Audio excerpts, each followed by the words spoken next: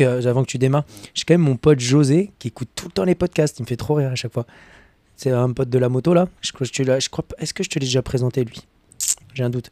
Et ce gars-là, il me fait trop rire parce qu'il fait que bouger en voiture. Hein. Les mecs qui travaillent dans la moto, ils sont tout le temps en voiture, un peu comme on fait avec OW. Et lui, ce qui me fait rire, c'est qu'il est tout le temps en train d'écouter ce qu'on raconte et tout. Enfin, quand moi j'y suis là ou quand il y a Gauthier et tout, c'est cool. Bon, bref. Bah tu sais quoi, j'avais commencé à enregistrer en fait. Et donc on fait une petite dédicace à ton pote José de la moto. Ça marche. Un petit bisou à lui, un gros kiss. Et boum les gars, bienvenue sur un nouvel épisode du Shaker Show, le podcast qui a complètement renoncé à être court, mais qui espère être toujours efficace et qui vous parle de toute l'actualité du CrossFit et de l'entraînement fonctionnel en général. Aujourd'hui, cet épisode est sponsorisé par la programmation pour salle affiliée WIS Affiliate, qui propose à différentes salles en France et n'importe où dans des pays francophones d'aider leurs coachs à se développer en leur fournissant une programmation détaillée avec des progressions, des échauffements, des after-parties, des modules complémentaires pour les compétiteurs. Bref, tout pour aider votre communauté à grandir et surtout vos coachs à toujours mieux coacher. Mon invité de ce soir, c'est un invité récurrent, vous le connaissez tous, peut-être que si vous êtes fan du podcast, vous avez reconnu sa voix. Ok, c'est David Lenouvelle, le head coach, ou plutôt le head du département training de chez CrossFit Louvre et le directeur des sports du French. Et si aujourd'hui vous espériez écouter un podcast sur le tragique événement qui s'est produit tout récemment au CrossFit Games, eh bien vous pouvez retourner chercher un autre contenu putaclic parce que c'est pas le genre de la maison et que je vais pas perdre mon temps à parler d'un événement qui est très triste et que je laisse le soin à tous ceux qui ont envie de se tirer la couverture à eux de faire ça tranquillement sur les réseaux sociaux. Et voilà. Et boum.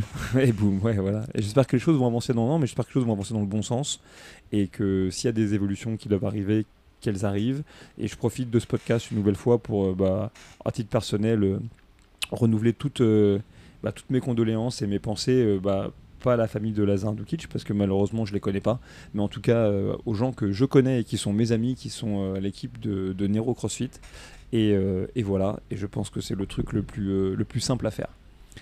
Aujourd'hui les gars, l'épisode d'aujourd'hui, de ce soir, de ce matin, de quand tu es sur la route et que tu vas l'écouter, il a été conçu parce qu'on approche de la rentrée, est en place pour revenir un petit peu sur les fondamentaux et avoir une rentrée réussie, qu'on soit coach, owner, athlète, voilà, pour pouvoir vivre un peu sereinement son CrossFit et revenir sur ce qui fait aussi que la méthode est efficace, la communauté on la kiffe et surtout elle nous fournit les résultats qu'on est venu chercher parce qu'au final l'entraînement c'est quand même bien à ça qui sert. Bonsoir à tous. Déjà, merci Ellie de m'avoir enregistré en scred, comme on dit. Merci pour l'invitation, c'est cool. Ça fait toujours plaisir de discuter avec toi et je pense que ça durera encore assez longtemps parce que c'est quand même un sujet qui est quand même assez important, la rentrée, donc ça va être cool. Si on arrive je sais pas ce que tu avais prévu parce qu'on fait ça sans préparation, il n'y a pas de questions à l'avance ou quoi que ce soit, mais je pense que si on arrive à faire une partie sur la partie athlète, une partie un peu plus sur la partie entraîneur et honneur, ça peut vraiment être sympa. Tu sais, tu me connais, comme d'hab, j'avais rien prévu. J'avais juste prévu de te ramener ton ordinateur que tu as laissé en otage. Et donc, je t'ai ramené ça. Mais merci beaucoup d'ailleurs, je vais pouvoir enfin retravailler. Et donc voilà, mais c'est juste que voilà, je profite que j'ai un peu de temps parce que je suis pas encore moi parti au CrossFit Games pour les Masters, je pars que dans quelques jours et j'aurai sans doute l'occasion de faire un podcast avec lui, mais j'étais avec Frédéric Monpeau, tu vois, c'est l'après-midi, qui est un monsieur du bodybuilding que moi je croise depuis que j'ai l'âge de 15 ans. Donc c'était vraiment cool de passer du temps avec lui et simplement je me suis dit que toi et moi fallait qu'on parle de parfois. Fred, tu l'avais pas eu en formateur toi? Alors, j'ai un doute. Non, moi je l'ai pas eu en formateur. Moi, mais j'ai eu des gens que lui, il a eu en formateur comme Alain Lachesse par exemple. Ouais, c'est du lourd ça. C'est pas mal. Tous les gens. Mais si tu veux, Fred, quand je faisais du karaté et que j'avais 15 ans, j'allais m'entraîner dans un petit club à Vincennes qui s'appelle le Cercle Tissier. C'est même pas d'ailleurs un petit club, c'est un des plus gros clubs à l'époque de karaté et d'aïkido. Et lui, il avait déjà un espace où il faisait de la musculation. Et puis après, je l'ai croisé à différentes occasions dans des salons du fitness. Je l'ai croisé quand j'avais 15-16 ans, que j'ai fait le festival des arts martiaux de Bercy. Il était régisseur. C'était incroyable, gros. Il était régisseur, donc tu avais des moines Shaolin, des mecs de la boxe thaï, des champions de karaté, des mecs du Kyoku. Ça existe encore cet événement? Ah, ça existe toujours. Ouais, ça passait sur Paris Première, il me semble. Exactement. Ouais, je vois très bien. Tu sais que moi aussi, j'ai fait du karaté. Je suis ceinture bleue. C'est pas exceptionnel, mais écoute, je connais quand même les bases, les Yan Shodan, les Yan Nidan, etc.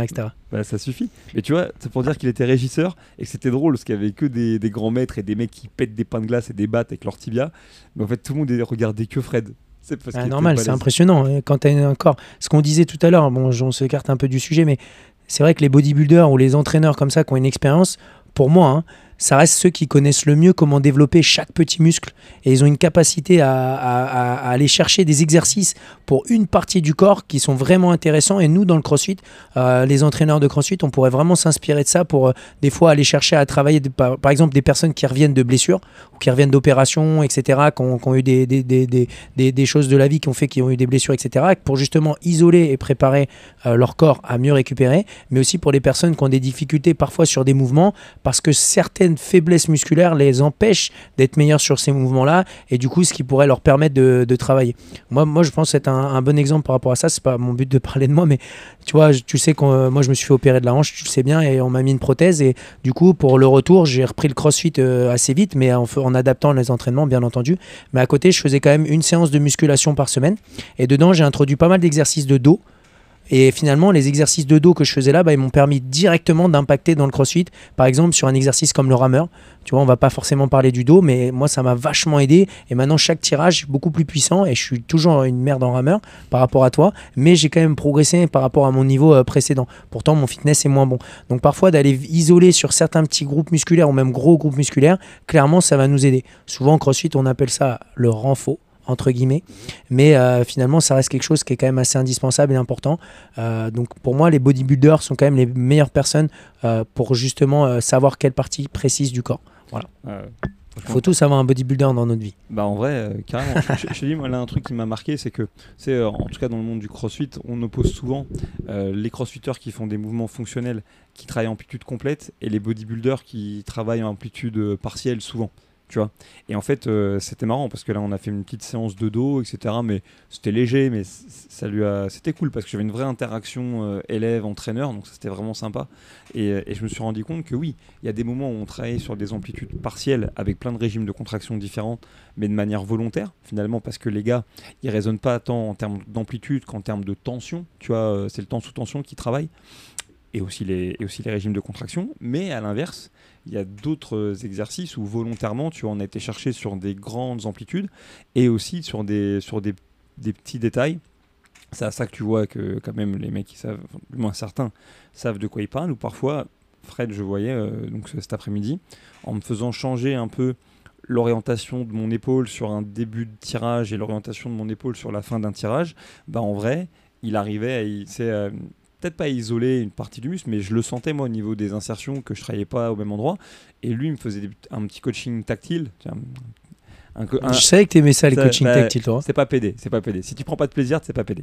Et puis mais c'est PD, c'est pas très grave. On est en 2024. Et quoi qu'il en soit, ça se voyait du coup entre deux vannes de mauvais goût que voilà, il savait un petit peu ce qu'il avait envie d'aller chercher. Et puis aussi, l'air de rien, ce que moi j'ai retenu de cette séance, j'en parlerai sans doute, c'est que très tôt, on est rentré dans un rapport très motivant, tu vois, où moi j'étais en train de je faisais des trucs claqués au sol, des tirages poulie haute avec 3 plaques, enfin rien d'extraordinaire. Mais la manière qu'il avait de me parler, j'ai dit, ah ouais, je suis balèze. Tu vois, là, je deviens un monstre. Vas-y, Elité, dans le tir. Vas-y, ouais.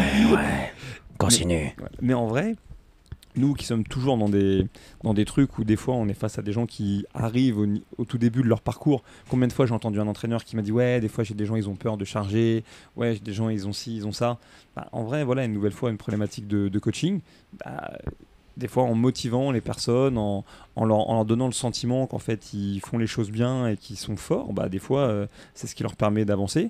Et à l'inverse, moi sur la séance d'aujourd'hui, à aucun moment je me suis retrouvé à avoir envie de charger plus lourd ou quoi que ce soit, mais parce que en termes d'objectifs, tu vois, à chaque fois dans les critères d'exécution, tout de suite j'avais des objectifs précis, et ça pour tous ceux qui sont face à des athlètes qui des fois ont toujours envie de porter trop lourd, c'est souvent des athlètes qui sont sous-coachés, alors que si on était à leur côté et qu'on leur disait voilà, c'est ça qu'on veut, c'est ça la réussite, ah ça c'était bien, t'as fait ça, c'est bien, bah finalement la recherche de charge elle est accessoire, puisque la réussite, le mec il l'a déjà dans le feedback qu'il obtient de son coach et tout. Donc vraiment c'était hyper intéressant. Je vais faire un podcast très vite avec Fred, parce que on s'est parlé et vraiment on avait... Faut que tu prévois un micro.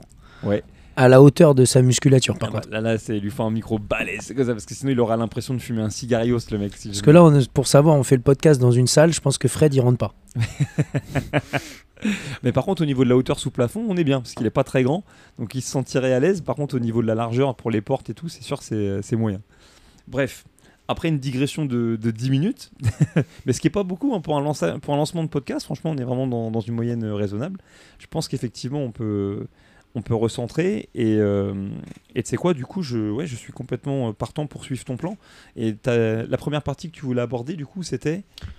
C'était même ton podcast et ton idée, mais c'est vrai qu'en réfléchissant par rapport à ce que tu m'as dit, ton idée c'était de parler surtout des personnes, de parler de la rentrée, c'est quelque chose qui arrive dans une quinzaine de jours, et parler un petit peu de comment optimiser sa rentrée lorsqu'on va être pratiquant de CrossFit, sans forcément parler de compétition ou quoi que ce soit, mais qu'on est pratiquant de CrossFit à un humble niveau où on pratique l'entraînement du jour 3 à 5 fois par semaine. Et peut-être d'avoir le côté un peu plus entraîneur. Qu'est-ce qu'on peut faire à la rentrée quand on est au Nord, parce qu'on sait que nos salles vont se remplir en termes de personnes, parce que tout le monde veut s'entraîner en même temps. On a les personnes qui vont se remotiver, les personnes qui vont vouloir se réinscrire. Donc comment on pourrait gérer ça? Donc je pense que ça peut être intéressant de parler de ces deux choses-là. Quand j'ai commencé à travailler sur la prog de Wiss Affiliate du mois de septembre, j'ai fait une Glassman. C'est dans le sens quand il a repris le contrôle de CrossFit.com et que du coup il est revenu aux fondamentaux. Bon, ça n'a pas plu à tout le monde à l'époque, mais en vrai j'avais envie de tout reprendre depuis le début, et notamment parce que même moi dans ma manière de programmer avec Gauthier, je trouvais que je retombais trop dans certains travers de faire un peu trop souvent à mon goût, par exemple de la pseudo-force suivi par un pseudo Metcon. C'est des trucs vraiment que je déteste. Et puis aussi en coachant beaucoup cet été, j'ai eu la chance de passer du temps à CrossFit Porto Vecchio, qui est l'une des boxes dans laquelle j'ai la chance d'opérer un peu. Et j'étais vraiment dans une vraie configuration comme à l'ancienne, ça, à CrossFit Louvre, c'est-à-dire c'est pas forcément des séances d'essai, mais tu te pointes, la salle elle est faite pour travailler à 14-15, mais tu as une demande de fou, donc tu es plutôt à 20. Sur les 20, tu as 70% des gens, c'est des drops. Sur ces drops, tu as des mecs qui parlent 3 langues différentes. Sur ces drops, tu as des gens, en fait, c'est des copains de copains, donc ils n'ont jamais fait de CrossFit. Et tu sais quoi ? Je devrais pas dire ça comme ça, mais j'en suis qu'à la deuxième truc. Bah, ça m'a donné une demi-molle, tu vois. J'étais là, je dis ah ouais, c'est comme à l'ancienne. Je crois que c'est trop tôt dans le podcast, les gens dorment pas encore là. Mais tu vois, mais je me suis dit ah là c'est bon, là on va rigoler. Et là-bas, on suit la programmation que j'écris, tu vois. Et du coup, je me rends bien compte que voilà, tu sais, donner un cours quand tu as envie de faire un truc bien, peu importe ce que tu suis, hein, c'est challengeant. Tu vois, ça m'a vraiment reconvaincu sur le truc du moins c'est mieux. Tu vois, on fait un truc par jour, on le fait bien. Et si on a envie de faire plus, qu'on a le temps de faire plus. Regarde, aujourd'hui, j'ai fait une séance de body avec Fred Bonpo, et après, j'ai fait un entraînement avec David Lenouvel. J'ai eu que des coachs de gros calibre aujourd'hui. Merci. Mais je veux dire, c'est juste ça prend plus longtemps, quoi. Et donc voilà, donc je me suis dit, ok, c'est le mois de septembre, on revient aux fondamentaux et on en profite pour expliquer aux gens et leur réexpliquer, parce que c'est de la répétition de messages. Mais pourquoi est-ce que le CrossFit, et je parle pas de cross-training, je parle pas de l'entraînement fonctionnel, je parle pas d'autres choses, et c'est pas pour autant que je dénigre, mais pourquoi est-ce que la méthodologie inventée par Greg Glassman, pourquoi c'est de la balle, pourquoi ça marche, et pourquoi il faut pas le faire, pas question de le faire n'importe comment, mais pourquoi... sans renier les innovations qui sont des choses qui sont importantes et qui font avancer le schmilblick, pourquoi est-ce qu'il faut quand même respecter les fondamentaux? Et donc, bon, si on prend l'athlète, si toi, tu es pour ton entraînement à toi, pour un adhérent dans une box, si tu avais un conseil à donner tout de suite, qu'est-ce que ce serait? Bah, si je pars du principe que cet adhérent en question dont tu parles, ou athlète, comme on pourrait dire dans certaines salles, revient de vacances. Donc typiquement, tu reviens de vacances, tu n'as rien fait pendant 3 semaines. Tu vois ce profil d'athlète, genre Nico, là, le banquier de Serbie là, que je viens de croiser, voilà. Qui a fait que manger des cochons de lait. Voilà, exactement. Mon banquier, moi c'est mon banquier. Il est devenu un cochon de lait. Voilà, exactement. Mais il faut être conscient que tu pars 3 semaines, 2 semaines, peu importe, mais déjà en 1 semaine, on sait physiologiquement que tu perds déjà un petit peu de force, tu perds un petit peu en cardio, etc. C'est pas fou. Je veux dire que tu gardes quand même ton niveau, mais c'est pas au moment où tu reviens que ça y est, tu peux repartir comme en 50. Et en général, les personnes, ou ce genre de personnes, elles vont peut-être se dire, ok, vu que je me suis arrêté 3 semaines, il faut que je reprenne le volume que j'aurais éventuellement fait en 3 semaines en 2 semaines. Alors que théoriquement, bah non, ça devrait être l'inverse. Il faut repartir tranquille. Et en repartant tranquille, on reprend sur des petites bases. Peut-être que habituellement, tu as tendance à mettre les charges RX ou faire le volume RX qu'on te demanderait sur une partie peut-être gymnastique. Peut-être que là, tu prendrais le niveau intermédiaire, donc le niveau 2 pour certaines boxes, pour justement revenir en reprenant un petit peu un rythme, en réhabituant ton corps musculairement, mais surtout articulairement, et aussi réhabituer un petit peu, si tu as couru, etc., tu as quand même fait un peu d'intensité, mais si tu n'as vraiment rien fait, réhabituer ton corps à prendre des doses d'intensité. Théoriquement, l'intensité, c'est juste une petite parenthèse, mais normalement, l'intensité, moi, tous les entraîneurs de haut niveau avec qui j'ai eu l'opportunité d'échanger ou même de collaborer, l'intensité par semaine, on ne devrait pas excéder 3 à 5 fois en fonction du niveau de chacun. Après, ça ne veut pas dire qu'on ne peut pas s'entraîner plus. Mais le corps humain, en théorie, il n'est pas censé aller chercher beaucoup plus. Je parle de vraiment haute intensité où tu termines dans des situations où tu es dans le mal. Attention, il y a certaines fois, tu peux aller chercher des exceptions. On l'a très bien vu au CrossFit Games. Les mecs et les femmes font 3 entraînements dans la journée. Ils font 3 fois la haute intensité. Mais si tu vas vraiment chercher pour une personne qui est pratiquante de CrossFit lambda, 3 fois, c'est suffisant. Donc l'idée, ça serait de recommencer, mon conseil vraiment très important, recommencer tranquillement en mettant en place des charges adaptées, en mettant en place des volumes de gym adaptés. Et la bonne opportunité, c'est de se dire, ok, est-ce que je ne serais pas un peu plus focus sur la technique pendant un temps, par exemple pour des mouvements de weightlifting, pour justement être un peu mieux et puis petit à petit recharger. J'allais juste dire, je rebondis sur ce que tu dis, mais déjà la première chose, c'est que tu as évoqué les différents niveaux et le scaling, et c'est quelque chose qu'on a déjà évoqué dans le podcast. Mais si vous écoutez le Shaker Show pour la première fois, ou que le CrossFit c'est un milieu que vous fréquentez peut-être pas depuis longtemps, ou à la rigueur même si ça fait longtemps que vous vous entraînez, rappelez-vous d'un truc, c'est que l'adaptation, genre niveau 1, niveau 2, ou ce qu'on appelle niveau intermédiaire, etc., c'est pas un niveau de difficulté. En fait, les niveaux de scaling, c'est les scénarios qu'on propose aux différentes personnes qui viennent s'entraîner pour leur permettre d'exprimer leur intensité maximale pendant l'entraînement. Et donc, ce qu'on veut vous dire par là, c'est que si l'intensité, c'est ça qui est le chemin vers le résultat, en fait, forcément, c'est-à-dire que soit tu rentres de vacances dans le scénario qu'on évoque aujourd'hui, et si tu prends le niveau que tu avais avant de partir en congé et de passer ton temps à boire des spritz, pendant des pool parties, si tu reviens et que tu reprends ce niveau dit RX, si c'est ton niveau dès le départ, en vrai, tu te mets dans une situation où tu ne vas pas pouvoir exprimer ta meilleure intensité et donc tu ne vas pas avoir les meilleurs résultats. Alors qu'en vrai, si tu prends le niveau soi-disant intermédiaire ou adapté, là, tu n'as rien qui te retient, donc tu peux envoyer les gaz avec, des charges un peu plus légères qu'avant, des volumes peut-être ajustés, mais en vérité, tu produis plus d'intensité. Et dans la théorie du CrossFit, l'intensité, pour nous, c'est pas le seul chemin vers le résultat, mais c'est celui qui t'amène le meilleur retour sur investissement. Non, c'est sûr. Et nous, le CrossFit, on part du principe qu'en théorie, tu t'entraînes toute l'année, tu es censé être capable d'être prêt à finalement faire une compète. Si tu voulais faire une compète, c'est un exemple, à être prêt à faire une compète un peu n'importe quand. Mais si tu regardes par exemple club d'haltéro, moi j'ai pratiqué l'haltéro en club à Neuilly pendant 3 ans. Je n'étais pas très très fort, attention. Mais le truc qui était intéressant, c'est que les compétiteurs du club, donc l'été, la salle, elle était fermée, donc comme la plupart des associations en France. Et finalement, quand ils revenaient, ils commençaient par des circuits training traditionnels. Après, ils reprenaient petit à petit la force. Et petit à petit, ils recommençaient à mettre un petit peu de vitesse avec des mouvements d'haltéro plus légers. Et puis petit à petit, ils remontaient, etc. Donc là, je ne parle pas de leur programmation, parce que ce n'est pas moi qui faisais leur programmation, quoi que ce soit. Mais c'est simplement pour dire que, en théorie, dans la plupart des sports, moi, dans mon sport au rugby, ça a toujours été comme ça.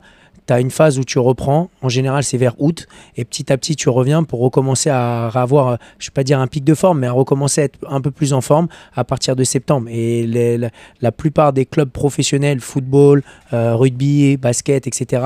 Basket, je ne pourrais pas te dire les intersaisons, mais en tout cas en rugby, il y a toujours une intersaison de 3-4 semaines. Donc bien entendu, les athlètes professionnels, ils ont des programmes, ils doivent s'entraîner, etc.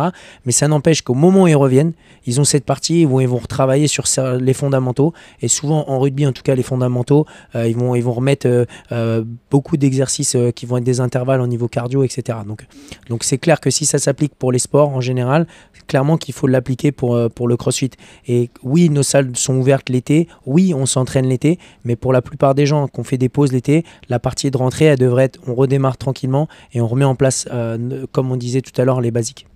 De toute façon, une fois de plus, t'as raison, j'ai fait une séance d'entraînement là, pour une équipe de football de R1 là, il n'y a pas longtemps. Et en fait, on était complètement dans pour l'équipe de CrossFit, de Porto Vecchio qui joue en Régional 1. Et mine de rien, c'est des gens qui ont tous des métiers différents et compagnie, mais ils sont quand même un peu rémunérés pour faire du sport. Et ils ont la chance d'avoir un coach, qui lui s'est déjà occupé d'équipes entre guillemets à des niveaux très variés et qui est dédié à 100% à cette équipe. Et c'est vraiment intéressant parce que moi, je te dis à titre personnel, en dehors de ce qui se passe dans les affiliés, moi, c'est le coaching qui m'intéresse. J'ai déjà dit plein de fois, mais c'est coacher des sportifs qui ont une spécialité autre que le CrossFit. Je dois te dire en toute transparence, à part des masters que j'ai eu l'opportunité de coacher pour du sport de CrossFit, en vrai, moi, c'est pas le truc qui me fait spécialement vibrer. Par contre, entraîner des mecs qui font un sport co, entraîner des combattants, entraîner même un acteur, tu vois. Pardon, quand j'écoutais, j'ai pensé que tu allais dire l'inverse. Ok, non, excuse-moi. Non, franchement, je vais te dire pourquoi ça me fait moins vibrer parfois de coacher des gens dans le sport de CrossFit. Déjà parce que autant j'aime observer les compètes, etc. Mais c'est pas un univers qui en vrai dans la partie coaching m'attire plus que ça. Et parce que je pense que tu as des gens en plus qui ont une passion pour ça qui est bien plus développée que la mienne. Enfin, je veux dire, tu vois, je prenne Willy Georges, tu vois, qui adore programmer, tu vois. Que je prenne André Houdet, qu'on connaît, qu'on a vu démarrer, toi et moi, qui vraiment est à fond là-dessus. Là, récemment, j'ai commenté les affiliés de Battle. J'ai passé beaucoup de temps avec Jocelyn Chanet, que je te prenne toi. C'est dans tout ton développement avec le French. C'est un peu comme ce que disait Greg Glassman sur le fait qu'il n'avait jamais voulu concevoir de l'équipement parce que c'était pas sa passion, que tu avais un mec qui avait fondé Rogue et qui le faisait bien mieux que lui. Bah, en vérité, moi je pense que j'ai un peu ça en moi. J'adore la compète, j'adore le challenge, j'adore regarder, j'adore commenter, j'adore raconter les histoires. Coacher les athlètes qui sont là-dedans, hormis quand c'est pour venir sur des trucs, j'allais dire pointus, mais c'est même pas pointu, mais c'est travailler des faiblesses, donner des clés, tout ça, ça m'intéresse. Mais tu vois, même là, Mélo, elle est partie là pour les CrossFit Games. Moi, je vais venir forcément la coacher dans le temps de la compète. Mais son coach, c'est Flo. Alors, son coach habituel, c'est même pas Flo, c'est Loïc, qui est le owner et le head coach de CrossFit One Zone, qui est la boxe où on s'entraîne, puisque Mélodie... elle fait le haut de la salle et la partie compete, tu vois, qui est compris dans le cap, c'est pour donc la programmation de CrossFit qui est offerte aux affiliés, même si des fois on la twist un peu par rapport à ses défauts. Et là, dans le temps de la préparation, c'est Flo qui a programmé pour elle et qui lui a donné des feedbacks avec une programmation en toute transparence qui est ni plus ni moins que celle de Kako, avec des choses spécifiques à Carole par rapport à là où elle en est maintenant, et juste nous qu'on a un petit peu retordu derrière. Mais ça sert à rien de tenter de réparer des choses qui sont pas cassées, tu vois. Donc après, quand on est ensemble, je peux lui donner un ou deux conseils ou renforcer, tu vois, ce qu'elle fait bien, ou lui dire, tiens, aujourd'hui... c'est conçu ça, mais toi par exemple les hauts d'object t'en fais moins que d'autres athlètes, donc peut-être remplace la barre par un sandbag ou un truc comme ça, mais ça s'arrête là. Et donc comme ce que tu disais par rapport à revenir à l'histoire de coaching de Sportco, bah ouais, c'est exactement ça. Même eux ils sont en début de saison et donc le coach il a été très clair par rapport aux attentes, ce qu'il voulait, etc. Et c'était chouette et vraiment j'étais content parce que il y a toujours une part de méfiance quand tu es un coach de sport sur une activité spécifique, quand tu vas voir un coach de PPG. Encore plus, il faut quand même être complètement transparent vis-à-vis du CrossFit. Et si on fait un peu notre autocritique, peut-être parce que parfois, collégialement, on n'a pas le standard qu'on devrait avoir. Ma chance à moi, c'est que cet homme-là, il avait coaché pas mal d'équipes de foot en Belgique et que donc il est tombé sur 2-3 personnes dans le monde du CrossFit en Belgique qui étaient vraiment bien. Et du coup, ça lui a donné un a priori positif et donc ça s'est très bien fait. Mais j'ai hâte de voir, tu vois, ce qu'on va faire avec cette équipe de foot et j'espère que les autres équipes de la ville vont nous rejoindre, le rugby notamment, il y a une équipe de basket aussi à Povo et qu'on va avancer parce que en tant qu'entraîneur c'est assez passionnant. Voilà. Moi, sur le même sujet, donc reprendre avec un volume progressif, franchement, je suis d'accord avec toi. Sur le même, moi, si je devais donner un conseil aux pratiquants, c'est pas sexy les gars, mais en vrai, c'est la rentrée. Bah, faites un tour du côté de votre nutrition quand même. C'est-à-dire qu'avec la reprise de l'entraînement, si on en est à revenir sur ce qui fait que le CrossFit ça fonctionne, bah ouais, on veut jamais se le dire, mais c'est l'une des vérités que personne ne devait entendre. Mais la nutrition, l'essence que tu mets dans ton moteur, c'est quand même la base. Moi, le premier, il y a 1 an de ça, au retour des vacances, là, régime Pringle, Pietra et saucisson, j'étais parti un peu en cacahuète. Arrivé à la fin du mois d'août, j'ai basculé, j'ai refait zone. Que toi, David, je sais que tu as déjà expérimenté plein de fois et que tu sais à quel point ça fonctionne. Et en vrai, je me suis jamais senti aussi bien. Et même si là, j'ai un peu repris, en vrai, après 4 mois pour recalibrer ma manière de manger, j'ai pris vraiment des bons réflexes. Et voilà, et hormis quand on a commenté les games, toi et moi, où vraiment j'étais en roue arrière au niveau de la bouffe et du sommeil. On avait dit qu'on n'en parlerait pas. Non, il y avait peut-être des Pringles. Il y avait peut-être des. Il y avait aussi des Red, non Red Bull. Il y avait quelques Red Bull. Mais bon, ils m'ont pas sponsorisé. J'ai payé avec mon argent. Je sais pas si c'est mieux. Mais... Et il y avait. Moi, je reviens au Shaker Show le jour où ils sponsorisent le Shaker Show. Ah bah là, franchement, le jour où Red Bull ils me sponsorise, je t'explique. Moi, je serais pas tant de manière que les mecs avec Monster. Je dis, moi, il y a pas de souci, les gars. Il y a pas de souci. Mais surtout que Red Bull maintenant, leur fond de marché, c'est pas les canettes. Ils gagnent plus d'argent avec tout ce qu'ils font à côté, les événements, les sportifs et tout. C'est ouf. C'est vrai. Tu vois, je savais pas. Toi, tu le sais, c'est un sport mécanique. Ouais, bah c'est en voyant des 2-3 histoires sur eux qu'ils expliquaient ça, quoi. Parce que c'était une boisson thaï. Et le mec, l'Autrichien, il a vu ça en Thaïlande, il a racheté la moitié, je crois, des parts ou un truc comme ça aux Thaïlandais, et il l'a développé en Europe, et puis ça a pris l'essor que ça a fait. Et puis après, ils se sont rapprochés de tous les sports extrêmes et toutes les choses et tout.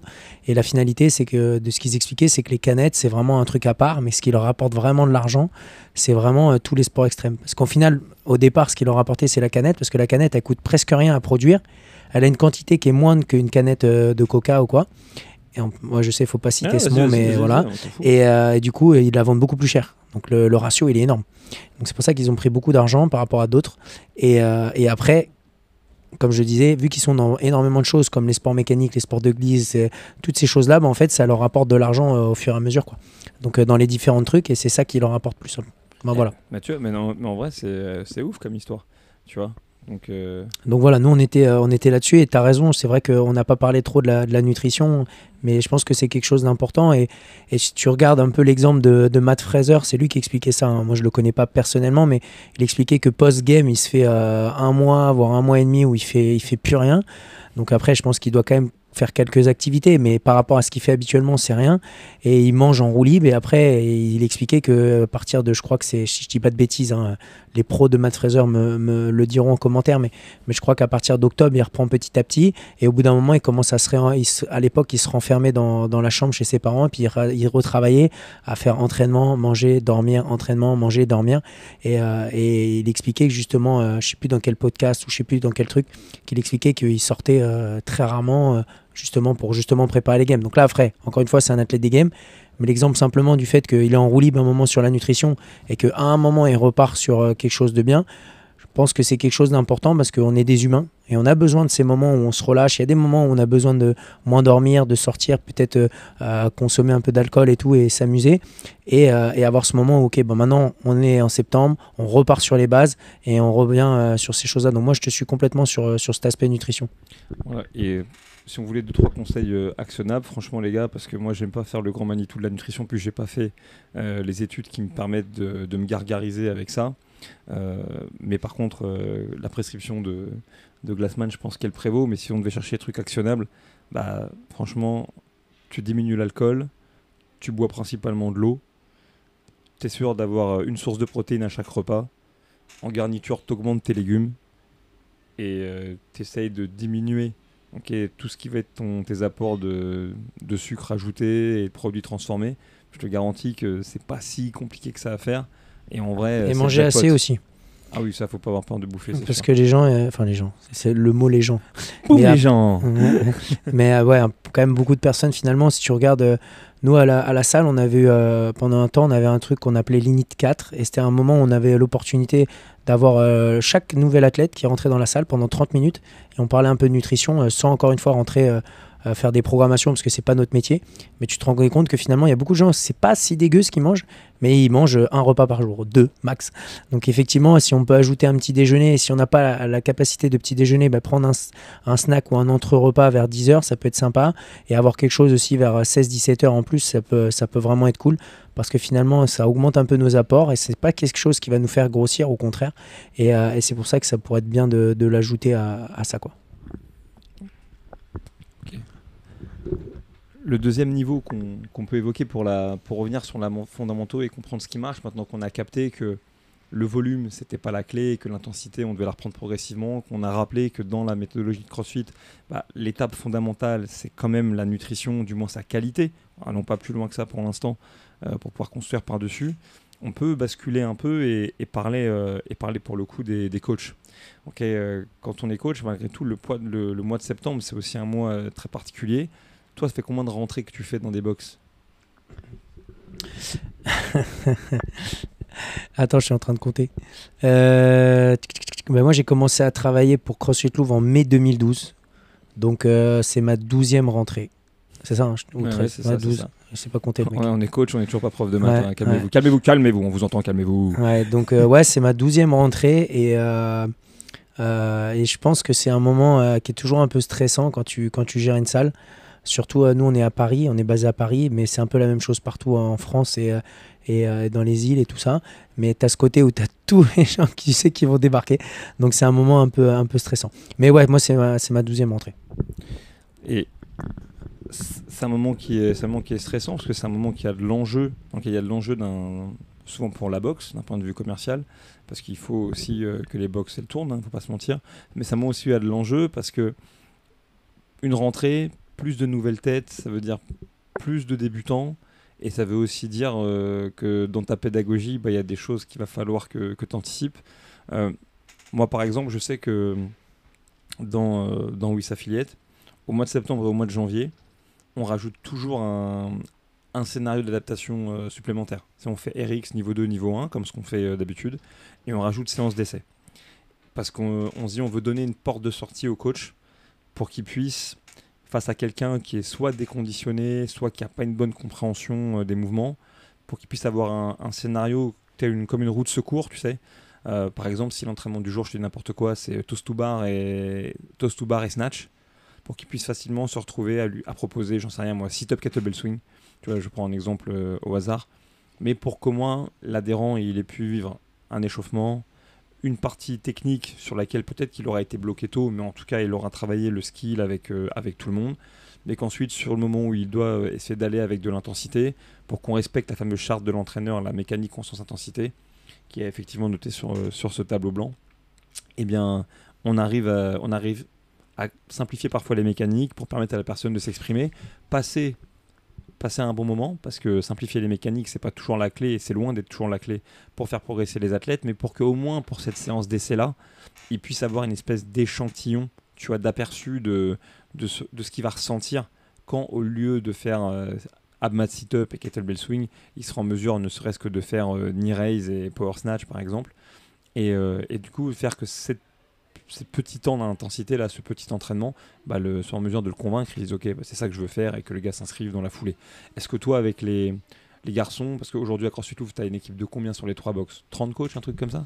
En comptant les head coachs, ouais, il y a 32. 32. Parce qu'après, tu as toujours des stagiaires qui arrivent, on a un peu plus de stagiaires parfois, un peu moins d'autres années, donc il y a une trentaine de coachs sur 3 box. Après, chaque équipe de coach est gérée par son propre head coach, et à Louvre 1, donc la box où nous sommes actuellement, il y a même un head coach et un assistant head coach. Donc il y a vraiment une équipe. Les mecs sont... Mehdi, il se met bien. Hein. Mehdi, là, il est posé, il fait Antoine, café, Antoine, manucure. Où est le stagiaire? Stagiaire, va m'acheter mon sandwich. Ouais. Fais-moi un petit massage. Il a la belle vie, ce Médouche. En ce moment, c'est... Ouais, il travaille bien. S'il a un assistant, c'est qu'au contraire, il charbonne bien comme il faut. Mais ouais, moi, je te rejoins complètement. Et Et clairement, je pense que c'est quelque chose d'important d'adapter la rentrée, que tu sois owner ou coach, parce que la rentrée, c'est un moment qui est hyper important parce que c'est un moment où tu vas devoir fidéliser tes anciens athlètes. Parce qu'il y a un moment où il y a tous ces athlètes qui vont revenir de vacances et ils sont là, ils ont peut-être été faire des drop-ins dans plein d'autres box à l'étranger, ils ont peut-être vu des trucs, waouh, c'était génial, là-bas j'ai fait du yoke, nous à Paris on peut pas faire du yoke, il n'y a pas la place, ou alors il faut qu'on aille dehors. Tu peux faire du buddy carry avec Nico le Serbe. Voilà, ça fonctionne. J'espère que Nico il va écouter le podcast parce que franchement, le pauvre, il est gentil, c'est mon banquier. Mais il m'a dit pour tes adios là, que tu as du mois dernier. Là, non, impossible. Tu peux te le foutre dans le cul. Il m'a dit que t'es fait pas sauter. Il vient m'envoyer un SMS là. Ça me fait rire ça. Mais du coup, je pense que c'est vraiment important d'adapter sa rentrée pour moi, les 2 points qui sont importants, c'est de se dire, ok, je dois fidéliser mes anciens athlètes, je dois pas les délaisser, mais en même temps, je dois être là maintenant, un précurseur et entre guillemets, le mot est un peu dur, mais un peu un prophète du CrossFit pour toutes les personnes qui vont se dire, j'ai envie de me mettre au sport. Il y a une salle en face de chez moi, je vais y aller. CrossFit, ils s'entraînent torse nu, ils sont costauds, les filles sont en mini-shorts, elles sont costauds, qu'est-ce que je vais faire là-dedans? Non, on doit être capable de dire, oui, il y a ces personnes-là, mais qu'est-ce qu'on va faire avec ces personnes-là? Et on est, nous, tu vois, par exemple, à Louvain, on n'a pas de gros compétiteurs dans les box à Paris, mais un de nos meilleurs athlètes, il s'appelle Alessandro, le jour où il est venu à la salle, il n'avait pas envie de s'inscrire, tu vois. Et notre commerciale à l'époque, c'était Anaïs, elle a vachement parlé avec lui, elle a réussi à le convaincre.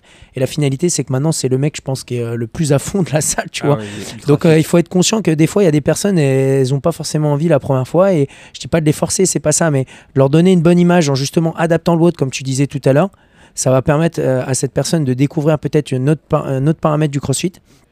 Et ensuite, de permettre de faire aimer à cette personne le CrossFit pour que justement elle reste et ça se trouve, ça devienne un Alessandro ou quelqu'un qui va faire des compètes ou pas, mais même si je dis pas qu'il faut absolument faire des compètes. Maintenant, pour moi, la chose importante, c'est quand tu dis on respecte la charte, clairement, n'importe qui peut faire du CrossFit, on le sait. On adapte les entraînements à chaque séance, qu'on soit blessé, pas blessé, qu'on ait fait du sport, pas fait de sport, qu'on soit enceinte, pas enceinte, qu'on soit vieux, jeune, etc. On peut tous faire du CrossFit. Et la chose qu'on doit se rappeler, c'est le scaling course pour moi en tant que coach. Et vraiment, limite le refaire avant la rentrée. Et se rappeler que on a 3 grands niveaux. Le débutant, l'athlète intermédiaire et l'athlète un peu plus avancé. On a bien sûr les athlètes qui viennent d'autres sports, mais qui sont aussi dans les débutants. Et après, les personnes blessées. Mais globalement, si on se rappelle le débutant dans ce course de CrossFit, on se rappelle que les débutants, ils doivent bouger en sécurité et ils doivent bouger dans l'amplitude complète du mouvement. Donc si on part de ce principe-là, on doit être capable de coacher chaque personne et d'avoir toujours dans son lesson plan, comme tu le disais, un plan B. Mais si on n'a pas un plan B, on doit se référer à cette position-là. Et moi, j'ai déjà vu des box et chacun fait ce qu'il a envie de faire, où les personnes disent, ok, voilà, tu dois partir pendant plusieurs mois dans des cours de fondation. Et une fois que tu es enfin prêt pour faire du CrossFit, tu vas dans les WOD. Je comprends, voilà, chacun a sa démarche, mais à titre personnel, moi je suis moins fan de ça parce que moi mon but c'est quand quelqu'un fait une séance, peut y avoir ma mère qui est pas très forte mais qui pratique du CrossFit, peut y avoir toi qui est par exemple Flow Master de CrossFit et qui a quand même un bon niveau en CrossFit dans la même séance, et peut y avoir tous les types de niveaux et c'est à ce moment-là où justement à la rentrée c'est encore plus parlant par rapport à d'habitude et on doit être capable de dire ok, le débutant c'est amplitude de mouvement, sécurité, l'intermédiaire il travaille peut-être un peu plus sur un point faible etc. qu'on a déterminé à l'avance et ensuite l'avancée peut-être qu'on le challenge un petit peu. Maintenant si on a des cours qui sont comme tu disais tout à l'heure remplis de 20, sur son lesson plan on se prépare 3 plans de bataille pour ces 3 groupes là et après on catégorise les personnes en fonction de ce qu'on a déterminé dans le screening, donc c'est-à-dire dans le visionnage des athlètes lors de l'échauffement et ce qu'on a vu sur les séances précédentes pour justement adapter. Et peut-être qu'on se trompera quelquefois, mais l'idée en tout cas si on part déjà sur ce domaine là on sera sur une rentrée qui sera pour moi un peu plus réussie. Tu vois, on a fait plein de trucs au sein de CrossFit Louvre là, depuis 2012, notamment au niveau des séances d'initiation, etc. Et en fait, en vrai, je vais te dire une bonne chose, c'est que aujourd'hui, en fait, je crois que je suis devenu, je suis pas du tout opposé, chacun fait ce qu'il veut, mais en gros, j'y crois beaucoup, j'y crois moins aux séances d'initiation. Dans le sens où c'est pas que je pense que ce soit inutile, au contraire, mais en tout cas, ça peut pas se substituer au fait de partager la culture du CrossFit au quotidien. Et en vrai, je trouve que, par exemple, les coachs, s'il y a bien un truc tu vois, à préparer pour la rentrée, on a évoqué les différents scénarios, l'adaptation, tout ça. Mais un truc sur lequel, les gars, il ne faut pas démissionner et sur lequel vous pouvez être insistant très tôt, parce que des fois, les gens, vous les aurez qu'une seule fois. Et que tu parlais des mecs qui sont des habitués de la salle, qui reviennent, et des nouveaux adhérents qui essayent pour la première fois. En fait, il faut saisir toutes les opportunités de partager la culture du CrossFit. Et ça peut être dans un brief, parce qu'aujourd'hui, moi, dans la programmation là, du mois de septembre, gros, franchement, j'ai mis que des benchmarks. Il y a masse de benchmarks. Mais pourquoi ? Parce que tu arrives et tu fais ton brief et tu dis voilà, les gars, aujourd'hui, on va faire une girl. Cette girl-là, c'est ce qu'on appelle en CrossFit un WOD de référence. Parce qu'en vrai, là-dedans, il y a tous les mécanismes qui font fondamentalement que le CrossFit fonctionne pour telle ou telle raison. Peut-être que si tu fais Nate, tu vas dire que c'est parce que ça va vous challenger neurologiquement aujourd'hui. Peut-être que si tu fais Cindy, peut-être parce que tu vas leur dire en fait, on veut maîtriser les mouvements de gym fondamentaux et être capable de se repousser dans l'intensité, etc. etc. Et aussi de dire peut-être pourquoi pas l'histoire, de dire que parfois certains de ces athlètes, eh bien là, tu sais qu'on aurait dû faire aux Games, on aurait dû faire Amanda. C'est que même moi j'ai appris ça, je savais pas que Amanda, je savais que c'était le nom d'une athlète de Glassman, mais je ne savais pas que c'était le nom d'une femme morte de maladie, et que donc ce WOD il avait été conçu finalement en sa mémoire. Tu vois, et donc ça c'est des trucs que tu peux faire dans le temps du brief. Ensuite, dans ton coaching, tout ce qu'on a évoqué sur l'intensité, le scénario de l'entraînement, etc. Et puis dans les débriefs. Pour moi, ça, c'est hyper important. Souvent, pour moi, dans le débrief, c'est là où tu vas gagner le fait, par exemple, que ton gars qui est de retour de vacances, qui avait des attentes de ouf, tu vois, qu'on lui rappelle, voilà, vous rentrez de vacances, vous êtes peut-être moins en forme que quand vous êtes parti, c'est la nature de la bête. Et essayez de vous focaliser sur tel ou tel point sur lequel vous avez réussi à vous améliorer. Peut-être que la séance d'essai, c'est de lui expliquer, tiens, aujourd'hui, c'était un everyday, tu vois. Mais entre guillemets, rassure-toi, c'est-à-dire que dans le monde du CrossFit, bien sûr, la force est au centre du programme, mais notamment si tu es amené à revenir après-demain, et après-demain, il se retrouve qu'on fait un truc qu'on va dire plutôt de conditioning, où tu vas transpirer fort et pour le coup, tu vas même pas transporter un objet, tu vois. Et donc la personne, tu lui permets de se projeter, etc.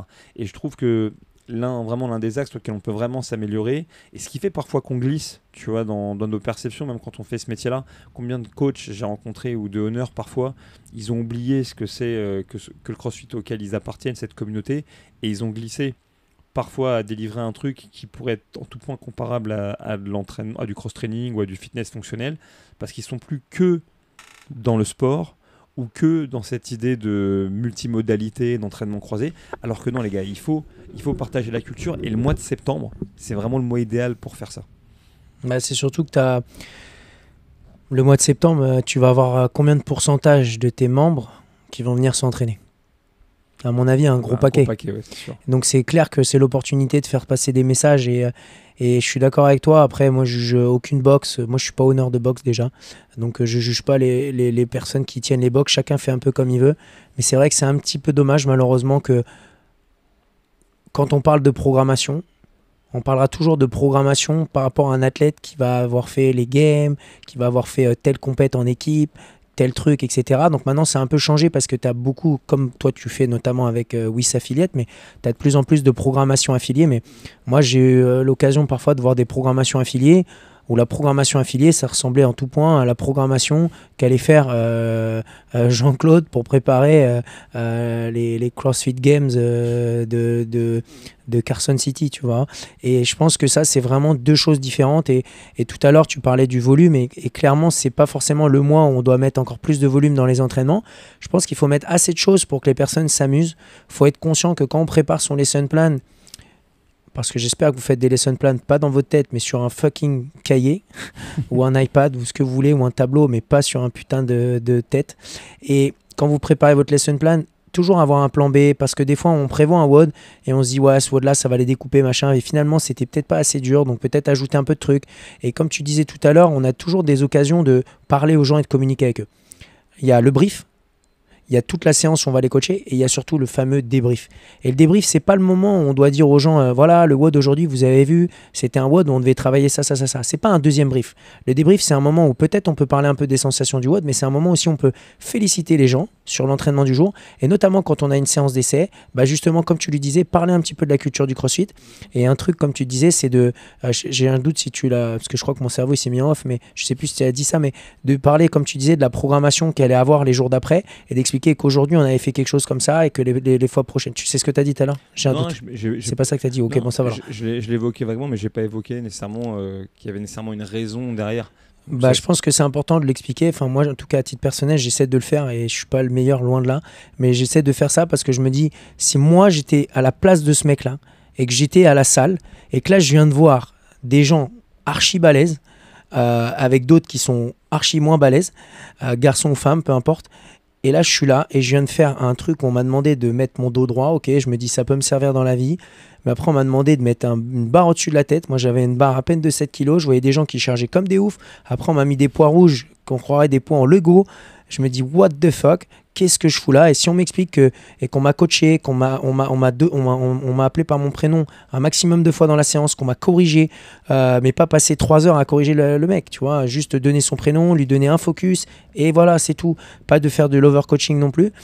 Et que je me suis rendu compte de ça et qu'on me dit bah ouais en fait tu vois la prochaine fois tu vas faire ci, tu vas faire ça, franchement ça aide. Et je dis pas ça parce que je fais semblant. Moi j'ai eu l'occasion par exemple plein de fois d'aller apprendre d'autres sports et parfois on m'a super bien accueilli, on m'a expliqué et tout, et puis il y a d'autres fois où on s'en battait complètement la tronche de moi et c'était différent. Et tu vois, moi je sais qu'il y a plein de fois où j'ai essayé des sports de combat que je trouvais super cool et il y a certains clubs où on m'a vraiment expliqué les choses comme le JJB par exemple, et il y a d'autres fois, enfin moi c'était plus du grappling que du JJB, mais bref. Et il y a d'autres fois, on m'expliquait rien et je me faisais éclater pendant toute la séance. Et tu te dis, bon, est-ce que tu as vraiment envie de revenir là? Parce que franchement, payer pour ça, ça donne pas envie.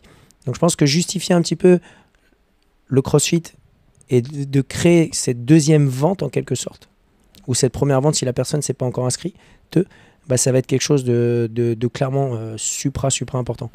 Je vais te partager un truc là qui m'est arrivé cet été. Comme je t'ai dit, j'ai eu des drop-ins qui venaient d'un peu de partout là, à CrossFit Porto Vecchio. Et à un moment donné, j'ai accueilli un mec, je n'aurai pas son nom, ça n'a pas d'importance, mais qui venait d'une autre box. Et il fait un entraînement avec nous, et à la fin de la séance, il dit ça va, ça t'a plu?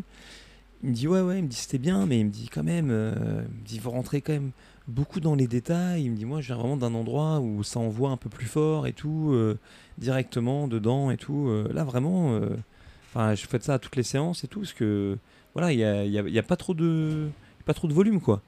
Et je le regarde, je fais chaque séance est différente, les plans de cours sont différents, mais en tout cas ce qu'il y a de sûr, c'est qu'on prendra le temps d'enseigner tout ou partie des mouvements qu'on aura à faire ce jour-là. Et voilà, des fois on va prioriser, mais il y aura de l'enseignement, c'est sûr. Le mec se casse, il revient, il a prévu de s'entraîner tout le temps, et il kiffe le CrossFit. Au bout de 3-4 jours, il revient, il dit en tout cas vous remercierez Romane, c'est la coach à CrossFit Porto Vecchio, coach level 1, première expérience professionnelle. Les seuls feedbacks qu'elle reçoit, c'est très sporadique de moi à distance. Mais en tout cas, elle taffe, quoi. Et elle me dit non, vous la remercierez parce que là, j'ai passé mes premiers toast to bar et tout. Je suis hyper content, là, avant le WOD, on a fait un peu de la technique et tout, et j'ai passé mes toast to bar. Je lui ai dit, mais tu fais du CrossFit depuis combien de temps, toi? Et il me dit, ça fait 3 ans. Et je dis, ok, et du coup, c'est bon, voilà, vous lui direz merci. Je dis, ok, y a pas de souci. Il se casse.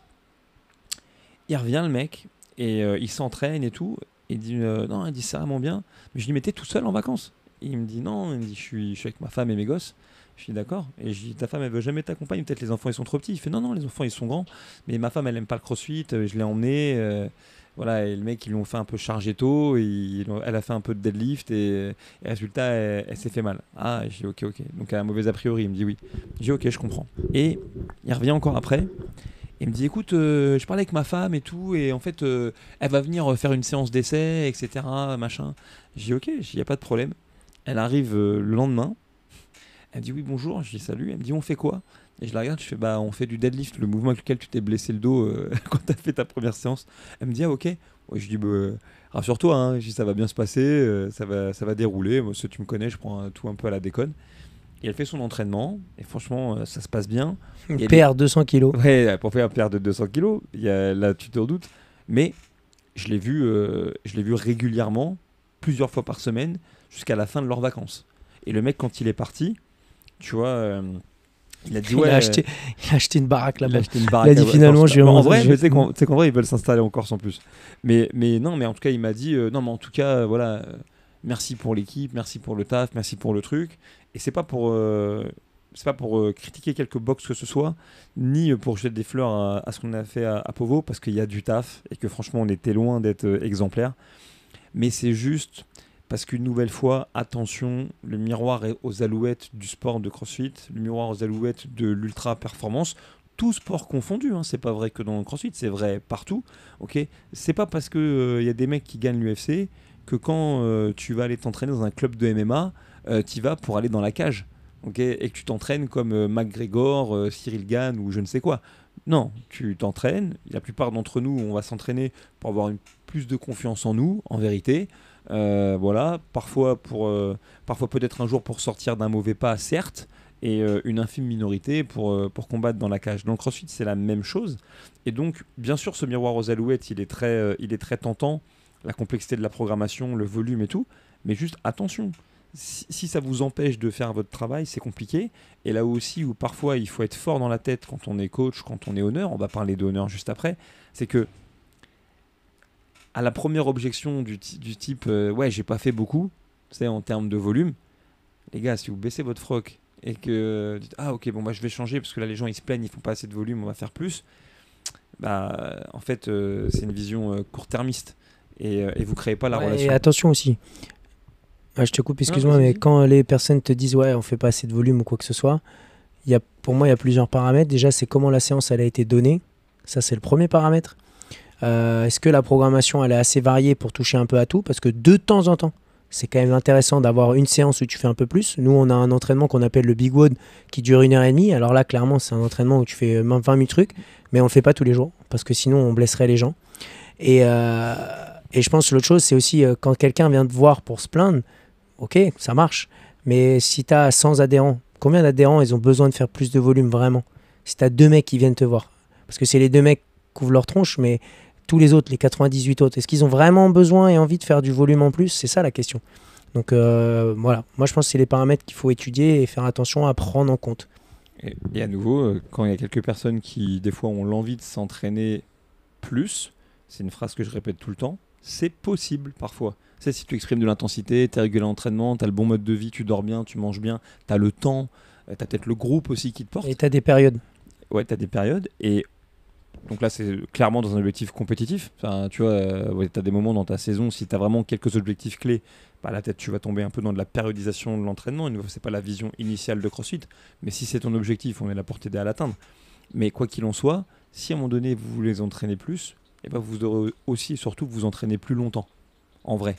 Et ça, c'est incompressible. C'est-à-dire que dans 1 heure de temps, on ne pourra pas faire rentrer, tu vois, ce qui devrait te prendre 1h30. Preuve en est, regarde, même toutes les programmations un petit peu génériques qui ont des formules 60 minutes.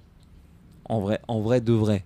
Même si parfois elles sont très bien faites. Moi, j'ai testé celle de Willy forcément, mais aussi celle de Matt Fraser pendant un temps pour voir ce qu'il faisait. Je trouvais que c'était très chouette. Mais ça prenait toujours 75 putains de minutes. Tu vois, ça prenait pas. À mon avis, c'est que tu faisais trop de récup. Où je montais de 2,5 en 2,5 sur les charges. Mais tu vois, j'ai très sympa. Donc, et après, il n'y a pas de problème parfois à s'entraîner plus longtemps. Mais c'est juste que le retour sur investissement que vous aurez, il sera peut-être au global plus important, mais il sera moins bon que le mec qui fait vraiment. Il faut surtout regarder dans le temps, c'est surtout ça le truc. Moi, personnellement, j'ai rien contre les personnes qui s'entraînent plus, etc. Mais tu vois, là, on parlait tout à l'heure, ça fait combien de rentrées que tu fais? Ça fait 12 rentrées que moi je fais, mais combien de personnes j'ai pu voir s'entraîner beaucoup dans le passé, que ce soit dans notre box ou dans des box dans d'autres salles, et qui font actuellement, là, en 2024, encore du CrossFit. Il y en a quelques-uns, bien sûr, mais qui sont vraiment fait des gros volumes, et qui travaillaient pas dans le CrossFit. Je parle, c'était vraiment genre leur passion, leur hobby. Tu sais, qui venaient l'après-midi, ou alors ils étaient en chômage entre 2 boulots, du coup ils se disaient, vas-y, je veux m'entraîner à bloc, je vais en profiter, le matin je vais faire ça et tout. Même nous, on s'est déjà dit, vas-y, on va s'entraîner, on va faire un peu plus de ci, de ça. Donc de temps en temps, c'est bien, mais sur une année, ton corps, c'est impossible qu'il accepte du 1er janvier au 31 décembre 2 sessions par jour avec du volume.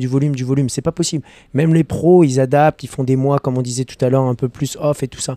Et donc je pense que c'est important, comme on disait, c'est vrai qu'on parle beaucoup du volume, mais parce que souvent c'est l'erreur de base de se dire vas-y, il faut que j'en fasse plus pour progresser. Et je te jure, là je parlais avec Fred là, cet après-midi.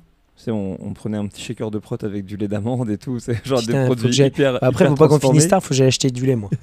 Et moi aussi, faut que j'aille faire des courses, t'inquiète. Faut que je fasse des smoothies. Et en vrai, il me disait que la plupart des gens qui s'entraînent chez lui suivent son programme à lui, tu vois. Mais qu'en fait, parce qu'il a des programmes pour les gars, mais qu'en fait, il y a des mecs qui font des programmes ailleurs. Et il me disait la même chose que ce qu'on voit des fois dans le monde du crossfit. Ça me dit, mais attends, les mecs, ils viennent, ils s'entraînent pendant 2 heures. Mais franchement, ils ont 0 intensité. Ils ont des formes de corps, franchement, des fois dégueulasses. Il me dit, moi, j'ai jamais fini de C'est où, sa salle ? C'est à Vincennes, franchement.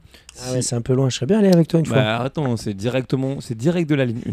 T'as pas d'excuses. Franchement, d'ici, porte à porte, 20 minutes. Mais t'as une première classe dans la ligne 1 ? La ligne 1, elle est première classe. Les gars, si vous avez jamais pris le métro à Paname, je vous explique, vous prenez c'est pas la 2, quoi. La ligne 1 et la ligne 14, les extrêmes, c'est la première classe. Tu prends sensiblement tout ce qu'il y a au milieu. La 4. Ah, la 2, la 4. Alors là, je t'explique, là, c'est tiers, c'est gagnant. La 2, la 4, la 13. Alors là c'est... C'était les deux, la 2 et la 4, c'est les 2 lignes que je prenais quand je suis arrivé vivre ici. Parce que j'habitais à Besbar. Ah, Besbar. Barbès. Voilà, maintenant à Besbar c'est bien, il y a un comédie club. Voilà, mais il y a plusieurs comédie clubs à mon avis. C'est parce qu'une fois que tu t'es fait dépouiller en sortant du métro, que t'as acheté 10 balles de clopes frelatées, qu'on t'a fait ton portefeuille, qu'on t'a arraché ton téléphone, t'as envie de pleurer, mais tu vas dans le comédie club, tu vois, le Barbès Comedy Club, tu récupères un peu le sourire et après tu te casses, tu te rentres chez toi et tu prends un Vélib et il y a un mec qui te pète à ton Vélib. Ça existe toujours les Vélib dans Paris? Ça existe plus les Vélib? Ouais, si. Ça existe? T'as le Vélib électrique. Ah ouais. 2024. Parfait. Et le Vélib à la dure, le vert. Donc le gris, tu verras, il avance un peu vite et le vert, il est lent. On n'arrête pas le progrès. C'était pas mal ce petit truc un peu nostalgique sur Barbès là. Ouais, moi j'ai bien aimé vivre là-bas. Marlboro. Et Mais ouais, moi je suis d'accord avec toi et je pense que après c'est facile à dire. Surtout venant d'un mec qui a malheureusement raté son L4. Un mec qui a raté son L4, qui vous dit tellement de pas faire de volume qu'il a une prothèse de hanche. De ouf. Mais moi je dis pas ça, je conseille simplement. Moi je suis pas là pour donner des leçons à personne, mais simplement ce qui est sûr c'est que la manière dont tu vas coacher les séances et la manière dont tu vas corriger les gens. Parce que même quelqu'un qui s'entraîne depuis longtemps, tu peux le corriger sur des positions et tout ça, et ce sera mieux. Et je pensais l'autre jour, il y avait une athlète qui fait beaucoup d'haltéro, tu vois. Et moi, c'est un sport que j'apprécie beaucoup. Et elle fait beaucoup d'haltéro et elle fait 2 séances par semaine chez nous. Tu vois, elle fait les builds, elle fait les conditioning et de temps en temps le WOD. Et c'est une personne qui aime pas trop faire les WOD cardio parce que clairement, comme tu sais, elle est passionnée d'haltéro, donc elle aime bien faire les WOD où il y a de l'haltéro. C'est Ada ? Non, du tout. Je te dirai en off qui c'est, mais bref, elle a fait un WOD l'autre jour et le WOD c'était un conditioning où dedans il y avait du bike erg. C'était un pseudo EMOM et à la 2e minute elle faisait des front squats avec le dumbbell. Donc le coach qui a coaché la séance, il a coaché le squat, tu vois. Il a pas fait coaching séminaire staff pendant 20 minutes le air squat, tu vois, mais il a coaché les bases et tout ça. Et il l'a reprise plusieurs fois sur son squat. Et clairement, c'était une fille qui est initiée avec les genoux, tu vois, tranquille. Et ça faisait je sais pas combien de temps que cette personne allait chez le docteur faire des infiltrations aux genoux parce qu'elle a mal aux genoux. J'ai pas dit que c'était l'haltéro qui faisait ça, attention. Oui. Moi j'adore l'haltéro. Mais simplement sa position de squat, clairement elle était pas bonne. Et quand elle s'entraînait en fait, parce qu'elle a un programme qui est donné par un coach, mais elle le fait toute seule. Et du coup, elle initie squat vers l'avant. Cette personne est asiatique, donc elle a quand même une sacrée mobilité, elle descend en squat sans trop de problèmes. Mais la finalité, c'est qu'elle a énormément mal, parce qu'on sait qu'en Asie, les personnes ont une très bonne flexibilité de cheville, pas tous, mais quand même la plupart. Et la finalité, voilà. Et le coach l'a corrigée sur son squat, et elle a eu 0 douleur dans le genou, donc voilà. Et après, elle s'est rendue compte de « Ah merde, ok. En fait, mon squat, il est pas si bien fait que ça. » Pourtant, elle fait de l'haltéro depuis plusieurs années et elle fait du crossfit depuis, je pense, 2 ou 3 ans. Et voilà. Mais c'est pas pour dire que le coach, il mérite d'avoir une médaille d'or. C'est pas ça que je veux dire. Mais c'est que des fois, même quelqu'un, tu penses que parce qu'il fait du volume à côté, il n'a pas besoin d'être corrigé et tout ça. On a tous besoin, nous-mêmes les entraîneurs, on a besoin de se faire corriger parce qu'on bouge parfois comme des crêpes. et en cherchant à aller un peu plus dans les talons sur un mouvement, en cherchant à engager un peu plus ta chaîne postérieure, clairement tu vas protéger ton corps. Et c'est pour ça que c'est important d'avoir ce côté où tu enseignes dans les mouvements, parce que justement ça va préserver les athlètes. Et un athlète qui fait pas bien un mouvement, j'ai craché sur le micro, je suis désolé. Un athlète qui fait... Ouais, c'était ça, c'était une petite dédicace pour Speed on that thing. Incroyable, je pense qu'il faut faire un podcast sur cette fille, c'est fou. Et il y a aussi sur la breakdanceuse australienne, ça m'a choqué moi. Ça m'a choqué. Et du coup, je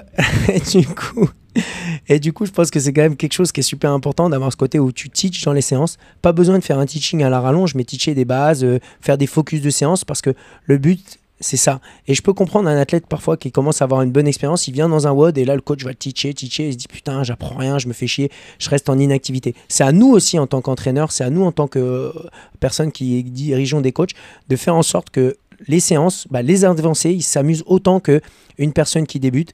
Et c'est très facile de dire, ok, ça y est, j'ai 3 débutants dans ma séance, donc je vais passer 2 heures à enseigner. Et là, clairement, l'autre, il va dire, attends, je me fais chier, autant que j'aille m'entraîner tout seul. Mais à l'inverse, voilà, il y a du volume.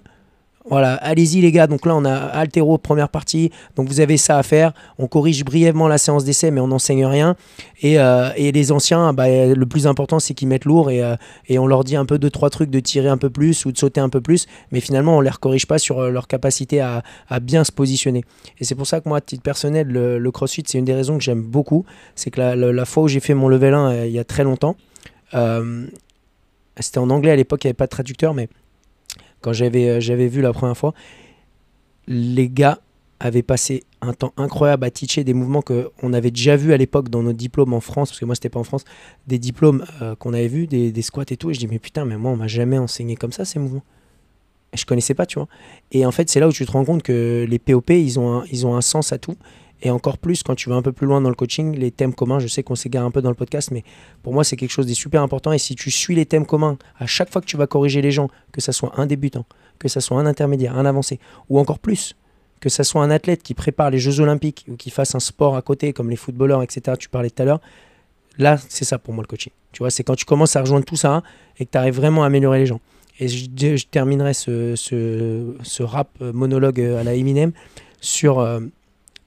le WOD The Ghost, le boxeur, et quand tu regardes la vidéo, la première chose que dit le séminaire staff, dont j'ai oublié malheureusement son nom et j'en suis désolé, il dit mais attends, comment c'est possible qu'un mec qui a combattu pour être champion du monde contre Mayweather, il soit incapable de faire un deadlift à son poids de corps et qu'il ne sache pas bouger? C'est inadmissible. Donc clairement, il a passé plus de temps à le coacher en termes techniques et après à commencer à lui faire mettre de l'intensité, parce que justement la technique ça reste la base et ça reste quelque chose d'important. Mais attention de pas que ça devienne, faut pas non plus que ça devienne un truc où ça devient tellement trop technique que les gens ils sont là en mode attends frérot, moi je paye 200 balles, j'ai 2 séances par semaine et là tu me fais 25 minutes de technique, va te faire foutre quoi. Donc il faut trouver un juste milieu entre tout ça et encore une fois moi je suis pas contre le volume, c'est simplement que la majorité des gens ils devraient s'entraîner 3-5 fois par semaine et que de temps en temps certains peuvent aller un peu plus loin dans l'entraînement et avec ça on serait sur un truc pas mal. Pas mal Slim Shady. Et du coup, ça nous amène au dernier acteur qu'on voulait évoquer dans le podcast. Il y en a peut-être parmi les gens qui écoutent cet épisode du Shaker Show. C'est le honneur. Et on va pas se mentir, on pourrait en parler même du commercial et tout, mais je pense que malgré tout, dans le honneur de boxe, moi je vais faire un petit truc quand même sur le côté commercial. Le mois de septembre, tu vois, c'est... et le mois de janvier aussi, hein, c'est la guerre. En vrai, oubliez pas, on a déjà dit, hein, les mois d'été, les mois de décembre et tout, des fois on se met dans la tête, ouais, de toute façon les gens ils sont en vacances, ils ont pas machin, ils ont truc. C'est pas vrai, c'est pas des vérités absolues, encore plus à l'heure d'aujourd'hui où les gens sont plus flexibles finalement sur la manière dont ils partent en vacances. Et puis des fois les gens auxquels la rentrée c'est septembre, mais finalement eux leur projet ils le préparent déjà dès le mois d'août et compagnie. Mais n'empêche que c'est quand même des mois qui sont toujours fréquentés de manière assez importante. Et donc il y a quand même des choses qu'on peut faire lorsqu'on est honneur de boxe pour s'assurer entre guillemets que ça glisse. On peut un peu travailler en ping-pong, tu vois, j'en propose un, t'en proposes un. Oui, ping-pong. C'est moi je pensais au ping-pong des JO là. Ah ok, tu m'as fait peur, je pensais que tu pensais au ping-pong show de la Thaïlande. Donc je suis ravi que tu penses au ping-pong des JO, c'est très bien. Ça surtout, change pas. Et mais du coup, premier truc que moi je vous recommanderais, c'est franchement, essayez de programmer un entraînement que vous savez être 100% du CrossFit, mais quand même plus particulièrement facile d'accès dans votre semaine. Peut-être sur des jours où vous avez peut-être un peu moins d'activité, par exemple, parce que des fois, c'est pas systématique. Mais vous aurez peut-être l'opportunité, notamment si vous n'avez pas un flux de personnes incroyable, et tentez d'orienter vos séances d'essai plutôt tel jour de la semaine, peut-être plutôt le mardi, peut-être plutôt le jeudi. Je vous conseille d'éviter le vendredi parce que parfois les gens ils partent en week-end et tout. Et que on va quand même pas se mentir, c'est plus facile de faire vivre une expérience kiffante à un mec qui fait un truc qui a un format à la Fight Gone Bad, où on passe 1 minute par exercice sur quelques exercices, qu'un gars qui va devoir faire de l'overhead squat et par exemple des toast to bar, si on fait ça de manière simple. Et pourquoi est-ce que je vous dis ça? Parce que même si la richesse du CrossFit, forcément, c'est dans la variété de l'entraînement et qu'on peut convertir une séance d'essai avec n'importe quel type de séance, au moins, si vous avez une séance dans la semaine où vous avez ça, vous polluez pas votre programmation pour les autres athlètes à faire une espèce de sous-programme pendant 1 mois. Et en même temps, vous vous donnez une opportunité, si vous arrivez à orienter les gens lorsqu'ils doivent prendre leur rendez-vous pour une séance d'essai, de les amener vers un truc où vous savez qu'ils ont plus facilement du fun. Voilà, ça c'est un premier conseil. Toi, t'aurais quoi en magasin? Moi, c'est pas moi qui l'ai inventé, hein, ça vient principalement de DC. DC, hashtag DC One Only, ouais, Daniel. Daniel, c'est pas DC Comics, il n'y a rien de... Je pense pas de toute façon qu'il écoute le podcast, malheureusement. En tout cas, il va pas jusqu'à 1h05 à mon avis. Ça fait déjà 1h05 qu'on parle. Mais attends, mais toi et moi, quand on parle, c'est vraiment... Et du coup, moi, le principe, ça serait l'intégration.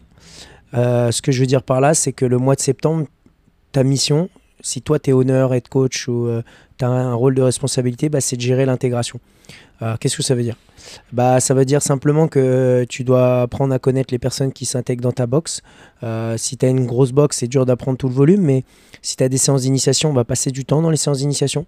Peut-être aller se présenter, aller coacher avec le coach la séance d'initiation pour faire une sorte de ping-pong, pas chaud, mais une sorte de ping-pong pour coacher la séance, une partie à l'un, une partie à l'autre. Aller coacher avec les coachs, passer du temps avec eux, comme ça tu apprends à connaître les personnes qui découvrent. Si tu n'es pas coach, c'est pas grave, passe du temps la soirée parce que c'est là où il y a le plus de gens qui sont là, donc passe du temps, reste à l'accueil, présente-toi. Si tu vois quelqu'un qui est tout seul dans la salle, qui ne sait pas trop où sont les vestiaires, sait pas trop où c'est quoi, passer du temps avec elles, parler, prendre 5 minutes pour parler avec ces personnes-là, apprendre à les connaître, savoir quel sport, savoir les craintes, pourquoi elles auraient peur du CrossFit ou si elles n'ont pas de crainte, voir un peu leurs objectifs, comment on pourrait les aider et continuer à vendre le produit du CrossFit parce que c'est quand même une merveilleuse méthodologie. Donc leur faire prendre conscience que c'est quelque chose qu'ils ont besoin. Et simplement que lorsque toi tu coaches ta séance, si tu es coach, moi je trouve sympa de représenter les personnes. Je dis pas de les présenter à chaque séance, mais 1 ou 2 fois, ça peut être cool. Alors, tu es à ta 3e séance, putain, c'est vraiment bien. On peut applaudir Anne-Marie. Sa 3e séance, ça va être vraiment cool. La féliciter à la fin de la séance, lui dire, voilà, tu vois, tu as fait des progrès par rapport à la dernière séance. C'est mieux ce que tu viens de faire, Anne-Marie. Tu reviens quand? Tu vois, lui donner des rendez-vous un peu fantômes pour justement avoir ce côté où la personne, elle revient. Et fixer vraiment son moi sur ça, se dire, OK, ces personnes-là, c'est des personnes qui ont une petite lumière au-dessus de la tête. Et cette lumière, elle peut s'éteindre à tout moment parce que c'est les personnes qui sont les moins ancrées. Et c'est les personnes qui aiment le moins le CrossFit parce que toi, tout ce que tu connais, cette personne-là, elle n'y connaît rien. Elle arrive, c'est page blanche. Elle voit une salle, elle voit des gens faire du sport, c'est tout ce qu'elle voit. Donc si après, il y a quelqu'un qui s'intéresse à elle et qui commence à aider à cette personne ou à toutes les personnes qui s'intègrent, pour moi, ça va vraiment aider à pousser un peu le truc. Donc ça serait vraiment la mission numéro 1. J'aime bien le fait que tu aies parlé de l'intégration des athlètes, mais que tu aies mentionné aussi les stagiaires. C'est un tout auquel on n'a pas touché. On fera un podcast, à mon avis, juste sur ce sujet-là. Tu parlais des stagiaires, ouais, tu as évoqué les stagiaires. Là, tout à l'heure. Ah bon? Mais même là. Oh, le mec, ça va tellement vite dans sa tête. Il a tellement un déficit d'attention qu'il ne se rappelle même pas de ce qu'il dit. Mais qu'est-ce qu'on fait là déjà? Mais parce qu'en fait, en vrai, il faut quand même les mecs, souvent, c'est là aussi leur rentrée. Et il faut les mettre, pareil, dans la culture du gym et les mettre en projet. Mais je pense qu'on fera un podcast entier sur la gestion des stagiaires parce qu'il y a beaucoup à dire. Moi, j'avais fait une formation à une époque qui n'a jamais vu le jour. La formation des stagiaires. Écoute, si tu as envie de la donner, tu sais où il faut aller. Hein. Et moi, le dernier conseil que je vous donnerai, là, c'est plus... Moi, c'est pas mon corps de métier, ok, la vente, même si, en fait... à nouveau, grâce à Daniel, grâce à Sophie, voilà, finalement on a été bien sensibilisés. Mais tu vois, la dernière fois, j'étais avec avec le coach de la salle où je m'entraîne, et j'ai encore vu l'exemple ici, là, tout à l'heure, mais je donne pas de nom sur les ondes parce que je sais qu'il va y avoir des problèmes. Mais oubliez pas que quelqu'un qui vient faire une séance d'essai chez vous, ok, en vrai, il veut s'inscrire. Hein. Et plus vous êtes dans un coin paumé, plus c'est vrai. Et que donc s'il vient et qu'il fait sa séance d'essai et qu'il ne s'inscrit pas, alors oui, il peut avoir vécu une séance qui n'est pas épanouissante, mais bien souvent, c'est vous qui en fait avez merdé ou vous n'avez pas su l'écouter. Et donc je donne l'exemple, là j'ai un mec, il est passé hier, il explique que connaît l'entraîneur, connaît le CrossFit, est dans une box dans le coin, il travaillait sur Paris, il a su qu'il allait déménager ici, travailler ici, donc il était venu en repérage, la salle il la connaissait, et là maintenant qu'il a déménagé, il vient et du coup il veut s'inscrire. Et mon pote qui parle avec lui, je vois dans sa discussion, il fait involontairement, tu vois, il fait de l'anti-vente. Il l'oriente, et moi je suis à côté, et le gars je lui dis mais toi, en fait, ta décision, elle est prise de t'inscrire. Et le mec, il dit ouais. et finalement, il va venir faire une séance d'essai, etc. Tu connais le truc, il va en parler à son cheval, il fait sa séance d'essai, il va revenir. Et tu vois, moi, j'étais posé avec mon pote et je lui dis mais là, la conversation que tu dois avoir avec cette personne-là, quand il vient te voir à ce moment-là, la conversation pour cette personne, c'est pas est-ce qu'il veut s'inscrire ou est-ce qu'il veut pas s'inscrire. C'est quand? La question, voilà, c'est pour commencer, c'est quand est-ce qu'on démarre et sur quelle formule d'abonnement on démarre.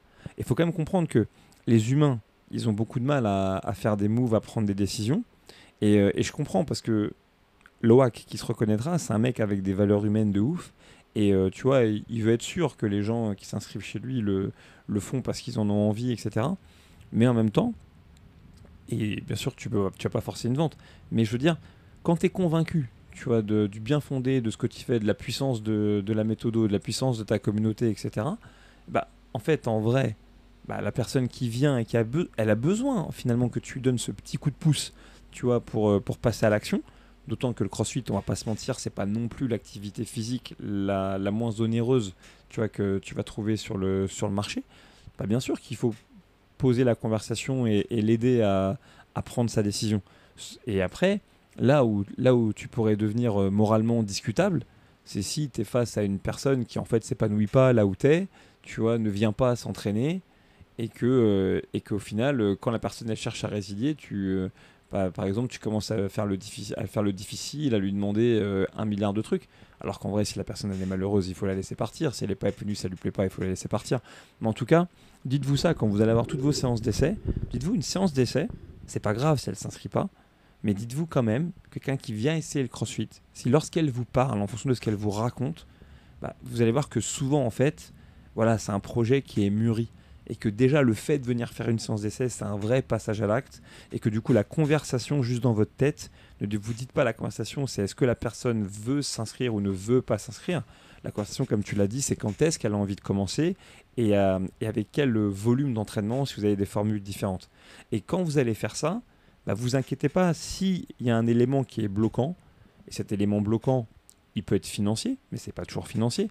Là, l'élément qui aurait pu être bloquant avec le mec dont je te parle, là, qui s'appelle Julien, qui est passé nous voir, bah, c'est juste que lui, il a envie de s'entraîner le matin, mais il faut aussi qu'il dépose son enfant à la crèche. Donc la question, ça devient, est-ce que j'ai le temps de poser mon petit à la crèche et de venir m'entraîner ou pas? Alors que tu vois, tant que tu poses pas la question, tu le sais pas. Toi, tu crois peut-être c'est l'oseille, tu vois. Et en fait, pour lui, en l'occurrence, combien lui fasse, c'est pas les sous. Mais voilà, donc allez, comme tu parlais de l'intégration, mais l'intégration, ça commence là. La séance d'essai, c'est de lui poser forcément comment tu t'appelles, est-ce que tu as déjà fait du sport, ok, pourquoi tu es là, tu vois, qu'est-ce qui a fait que tu es arrivé ici. Et très souvent, ça vous donne vraiment les clés pour accompagner la personne dans le fait qu'elle démarre ce truc de ouf qu'on appelle le CrossFit. Et vous savez le bien que ça va leur faire s'ils sont avec vous, si vous êtes investi dans votre projet. Et voilà, et à nouveau, si le CrossFit, ça pourrait être pour n'importe qui, mais ça ne sera pas pour tout le monde. Si la personne ensuite, ça ne lui plaît pas, dans ce cas, elle partira et il n'y a pas de problème. Mais au moins, vous aurez fait une tentative et dans sa volonté de s'inscrire, qu'elle a exprimée simplement en se déplaçant et en venant vous voir, et en vrai, vous avez fait votre part du boulot, vous l'avez accompagné dans cette prise de décision, quoi. Voilà. C'était beau. Pas mal, hein? T'as vu? Complètement. Okay. Et je pense qu'il y a énormément de salles qui font ça et Et c'est quelque chose qu'il faut garder. Nous, on le fait, mais peut-être un peu moins parfois, simplement par rapport à la localisation, tout ça. Mais le mois de septembre, je pense que c'est peut-être notamment en fin de mois, organiser un petit événement pour justement intégrer les gens. Ça peut être vraiment sympa. Un coup dans un bar, un barbecue, un événement sur un grand WOD, tu vois, où tu fais un team WOD. Organiser tout ça, ça peut vraiment être sympa. Et organiser un truc en fin de mois pour justement encore plus fidéliser les anciens et fidéliser les nouvelles personnes, ça peut vraiment être sympa si t'es honneur. Et ça peut être aussi l'occasion, par exemple, si tu as eu beaucoup de gens, mais tu as du mal encore à avoir peut-être le nombre de personnes que tu aimerais avoir, peut-être proposer à ces personnes qui viennent à cet événement-là d'amener un ami ou une amie pour justement avoir ce côté où tu fais découvrir le CrossFit à quelqu'un d'autre et c'est pas forcément le cas, la personne va pas forcément s'inscrire, mais des fois ça met du temps. Tu vois, aujourd'hui il y a eu 2 personnes qui sont venues s'inscrire ici. Franchement, je pense pas que j'aurais mis un billet dessus. C'est le barman et son acolyte du bar. De là où on va en soirée depuis on a un bar là auquel on va en soirée à côté là, il s'appelle le bar, il s'appelle le 15, c'est un bar de rugby et tout, et franchement moi j'ai jamais parlé d'abonnement, d'habitude on essaie toujours de parler de CrossFit pour ramener les personnes et on n'a jamais rien dit. Et là je vois 2 mecs qui arrivent comme 2 fleurs. Je dis qu'est-ce que vous faites là, vous voulez qu'on fasse un événement et tout? Non on vient s'inscrire. Ah ouais d'accord, ok. Et ils ont même pas essayé, tu vois, ils sont venus déterminés, inscription directe, bam. Et il commence le CrossFit dès demain. Et là, tu te dis, bon, tu vois que des fois, tu parles à quelqu'un et la personne, elle met 2, 3, 4 ans et après, elle vient et elle s'inscrit. Et on a plein d'exemples comme ça. Et je suis sûr que vous, dans vos salles, vous avez encore plus d'exemples que j'en ai sous les yeux, en tête, pardon. Et ça peut être vraiment sympa. Donc moi, mon conseil, que je le répète une deuxième fois, ce serait pour être sympa vraiment d'organiser un événement, que ce soit en extérieur ou que ce soit au sein de la salle, que ce soit une petite compète, un barbecue, un apéro, un espèce de team building dans un truc à l'extérieur, etc. Vous faites un marathon rameur là par exemple après-demain. Ouais, là ils ont je sais pas moi qui l'organise parce que moi tu connais mon niveau en rameur, je suis une crêpe. Mais non, l'équipe de Mehdi à Louvre 1, ouais, effectivement ils ont prévu un marathon rameur. Louvre 3, je sais plus ce qu'ils ont prévu, mais ils ont prévu un marathon skiable. Non, je rigole. Mais ils ont prévu aussi quelque chose. Et je pense que c'est quelque chose d'important, ouais, effectivement, d'organiser des petits événements comme ça pour rassembler la communauté et créer quelque chose de sympa. Et en plus, c'est quoi, j'ai fait un barbecue moi là pour mon départ à Porto Vecchio et c'était cool parce qu'il y a des gens qui étaient venus le matin à un haut de plage qui connaissaient pas le CrossFit, tu vois, et ils sont venus au barbecue. Ah ouais, t'as toujours cet exemple-là. J'adore. Ça, j'adore. Ça me fait trop rire. Ça, je kiffe. Le nombre de fois, on a fait des soirées. T'avais une personne qui était en init 2 heures avant. Elle n'avait pas du tout prévu. Elle est là en soirée. Elle part en dernier. Et c'est et après, Johnny se la tape. Et... coupe au montage. Je comprends pas. C'est tellement rigolo. Mais le J, c'est le S. Le J, c'est le S. Mais tu vois, et c'était drôle. Et il y a même un mec qui est venu, un gars qui coachait une famille en PT, et tu vois, et ce gars-là il est venu, ça c'était cool, c'était un anglais, Reese il s'appelle, et il coachait une famille de Doha, dans une villa. Il était pas mal le mec. Ouais, il est tranquille lui. Best life. Ah, je sais pas si c'est best life parce que tu voyages et tout, mais en vrai tu rencontres, ça dépend de qui t'embarque quoi. Ça avait l'air tough, mais en tout cas ce gars-là il voulait s'entraîner, donc moi j'ai fait une session avec lui à 6h du matin. Un matin, tu connais mon goût pour les entraînements du matin, mais Imskin, le matin c'est dur.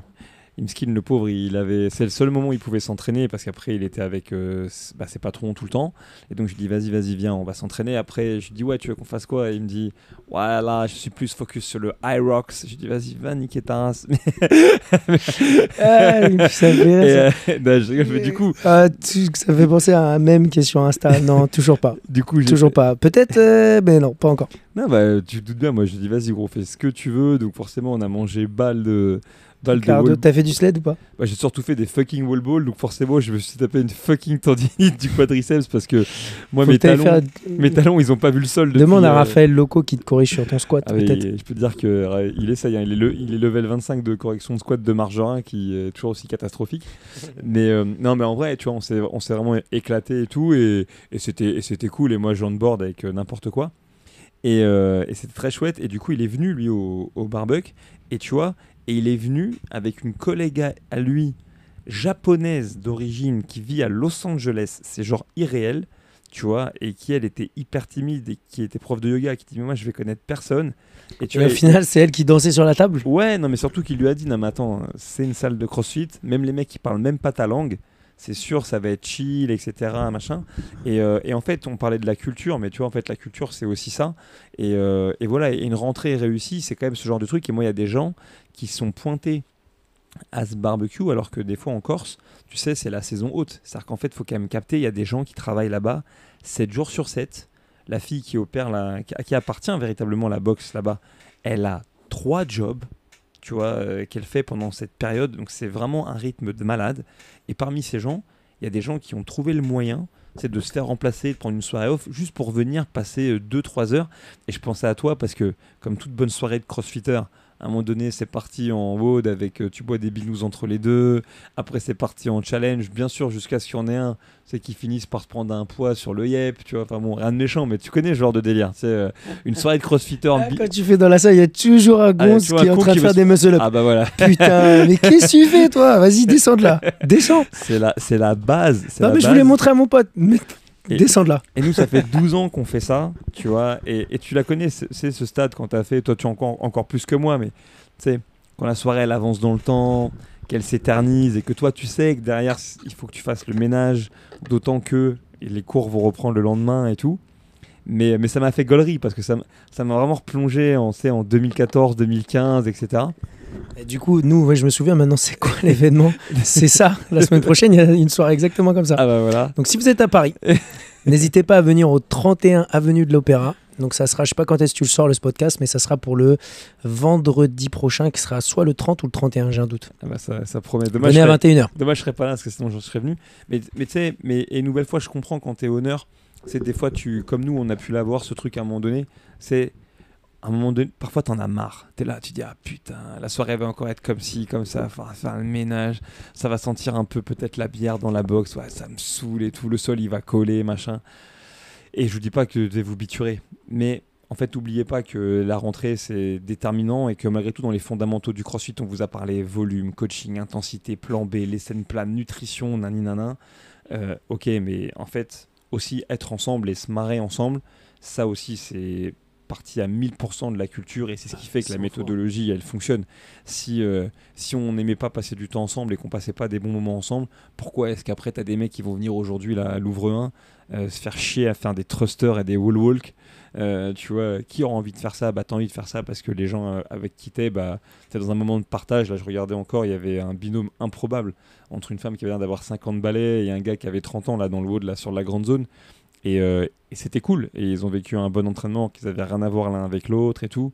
T'avais l'air aussi d'avoir 2 frangines qui étaient là qui rentraient de l'île Maurice et compagnie. Et bon, on s'est pas chier apparemment en termes de vacances à Paname. Mais quoi qu'il en soit, voilà. Donc il y a ça. À Paname, on est les boss. C'était la musique. Et voilà, donc c'est ce que vous n'oubliez pas. On arrive, je pense, à la fin de ce podcast. Même si toi et moi, on pourrait parler pendant des heures et des heures. On aura d'autres occasions. Tu connais la tradition dans le Shaker Show? Ouais, je dois donner un truc recommandé, c'est ça? Ouais, alors c'est pas un courrier recommandé. Hein, Attends, laisse-moi checker mon recommandation. téléphone. Vas-y. Hop. Est-ce que j'ai pour savoir si la nounou elle a récupéré mon enfant? Ah non, j'ai pas d'enfant. En fait, je voulais juste regarder le livre que j'ai écouté, que je trouve très intéressant, que je pense que plein de gens ont déjà écouté, qui s'appelle écoutez, parce que moi je l'écoute sur Audible, parce que j'ai plein de crédits à cramer. Il s'appelle Un rien peut tout changer. Et je sais pas comment il s'appelle en anglais, parce que c'est un livre anglais, mais qui est très sympa, parce qu'il parle des petites habitudes. Okay. C'est sûr qu'il y a plein de gens qui l'ont déjà écouté ou lu, s'il est vraiment vraiment connu celui-là, mais je trouve sympa parce que c'est le truc de changer ses habitudes. Il est sympa parce que le livre est sympa parce que l'auteur il dit bah oui, c'est sûr que quand tu changes des petites habitudes ça va pas te changer tout d'un coup, c'est pas parce que tu commences à aller 2 fois à la salle de sport que tu vas avoir des abdos au bout d'un mois, mais il dit que chaque petite chose que tu fais de 1% à chaque fois que tu améliores, donc encore une fois c'est le livre qui dit ça, c'est pas moi, là c'est moi qui l'explique, mais il dit qu'en gros ça va amener plein de choses et j'ai beaucoup aimé parce qu'il a pris, moi c'est ça qui me parle le plus quand tu prends des exemples d'athlètes de haut niveau, et il parlait de l'équipe de cyclisme d'Angleterre et c'était sympa parce que justement ça tombait à pic, c'est pendant les JO, et il expliquait qu'en gros avant c'était des crêpes, des vraies crêpes, c'était bidon, et il y a un entraîneur qui arrivait dont j'ai oublié le nom et en fait il a commencé à changer plein de petits détails mais que des petits détails, tu vois. Ils ont changé leur matelas pour mieux dormir, ils ont changé leur selle de vélo pour mieux être assis, ils ont changé leur nutrition, ils ont changé la manière de s'habiller, tu vois. Ils ont eu des combis avec une matière de je sais plus quoi, etc., etc. Et la finalité, c'est qu'en 2012, ils ont tout démonté. Et je me souviens qu'en 2012, quand on avait regardé le cyclisme sur piste, ils ont déglingué tout le monde. Et il y a eu j'ai oublié son nom, putain, l'athlète, un athlète anglais qui a gagné le Tour de France plusieurs années d'affilée, qui faisait partie aussi de cette génération-là. Et autour de 2012, 2014, tout ça. Et c'est là où tu te dis que chaque petite chose qu'on fait, chaque jour, ça va changer la donne. Et nous, si on peut le reporter au CrossFit, c'est pas parce que tu fais d'un coup 100% de ta programmation que tu seras meilleur, mais c'est à chaque fois que tu vas t'entraîner, que tu vas faire un petit peu plus à chaque fois, que tu vas t'entraîner un petit peu mieux, que tu vas un peu mieux pousser quand tu vas faire ton handstand, que tu vas sauter un peu plus dans tes mouvements d'haltéro, que tu vas pousser un peu plus tes genoux vers l'extérieur pour moins les avoir dedans. Tous ces petits détails, ça va faire que la finalité, à la fin, tu vas avoir du résultat. Et c'est pour ça que ce livre, je le trouve vraiment sympa. Et moi, je recommande. Donc, c'est pas un truc de fou malade, mais moi, en tout cas, je le trouve très sympa et j'ai hâte d'écouter la suite. Parce que là, je suis qu'au début encore. Cool. Moi, les gars, ma recommandation, c'est mon bouquin de l'été. Si vous me suivez sur les réseaux, je l'ai déjà montré 2-3 trucs dessus. Et ça s'appelle Shoe Dog en anglais. C'est sur l'histoire du créateur de Nike. Tu vois, donc c'est un bouquin qui a été sans doute déjà lu et relu, mais je suis passé voir mon ancienne patronne quand je travaillais dans l'immobilier, tu sais, pendant le temps du Covid. T'inquiète, j'ai pas oublié. Et il y a un de mes collègues qui avait laissé des bouquins à disposition, dont celui-là. Et du coup, je l'ai pris et je l'ai lu pendant les vacances. Et honnêtement, je pense que si on a une salle de CrossFit, ou si on a un projet, c'est hyper intéressant. C'est intéressant déjà parce qu'on voit que c'est la réussite. Elle vient pas du jour au lendemain. Le mec, il a vraiment galéré de fou. Et en fait, j'ai beaucoup aimé aussi parce que ça m'a rappelé un peu notre équipe à nous. C'est au tout début dans CrossFit Lourd. Parce que le gars explique que tous les gens qui l'ont entouré, finalement, c'était que de base. Hein. C'était que des mecs un peu rejetés, tu vois. Voilà, c'est une équipe de pieds nickelés. Donc chacun a son histoire dans le bouquin. Mais que finalement, collégialement, et chacun en intervenant sur différents types de problématiques, ils ont fait des trucs de fou. Et vraiment, dans le bouquin, je veux dire, on va pas plus loin dans le parallèle avec notre équipe à nous, et l'histoire du French et de CrossFit Louvre et tout ça. Mais t'as un mec, il est alcoolique, t'as un gars, il est obsessionnel, il fait que écrire des lettres pour se plaindre aux autres gars de l'équipe. Il y a un autre mec, il est en fauteuil roulant, etc. Tu vois. Bref. Et ensemble, ils ont quand même bâti, tu vois, une entreprise absolument incroyable. Nike, c'est ouf. Hein. Moi, je m'en suis rendu compte quand je te coupe, mais je m'en suis rendu compte quand il y a le film sur la Jordan. La Jordan qui est sortie. Je me rendais pas compte qu'en fait c'était une marque flinguée avant. C'est ouf. Là, il remonte encore plus dans la genèse, quoi. Il t'explique comment est-ce qu'ils ont commencé à produire, qu'en fait à la base le mec de Nike, il était revendeur pour Onitsuka Tiger. Et quand c'est bien plus tard finalement qu'il a créé sa propre marque de chaussures, parce que il n'avait pas le choix, parce que les mecs ils voulaient arrêter de travailler avec lui, et donc au pied du mur il a dû évoluer. Et j'aimerais vraiment aussi attirer votre attention sur notamment la dernière partie du livre qui parle du moment où le Nike a évolué, de cette époque où les gars étaient vraiment une bande de pieds nickelés qui fonctionnaient encore à une petite échelle. Si je comprends bien. Ils étaient bien, ils avaient des entreprises qui marchaient, mais à un moment donné, pour passer un cap, ils ont dû ouvrir leur capital. Tu vois, pour avoir des liquidités, pour avoir tout ça.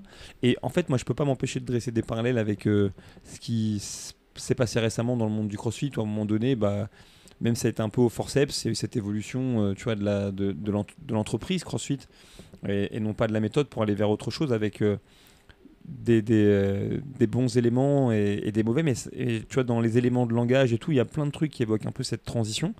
Et c'était pas le but du tout du podcast de parler nécessairement de ça, mais à un moment donné, il parle de certaines critiques, tu vois, que Nike a pu vivre, notamment lorsque on a été dénoncé le fait qu'il y avait des enfants en Chine qui fabriquaient des Nike. Les gens aujourd'hui de notre génération, les gens qui ont 20 ans ou 25 ans qui écoutent ce podcast, peut-être ils le savent pas, mais Nike à un moment donné était vraiment au milieu d'un gros scandale parce qu'on avait vu que c'était vraiment des enfants qui, dans des conditions déplorables, faisaient fabriquer des Nike en Chine, et en gros Et en gros, le mec se dédouane pas de tout ça.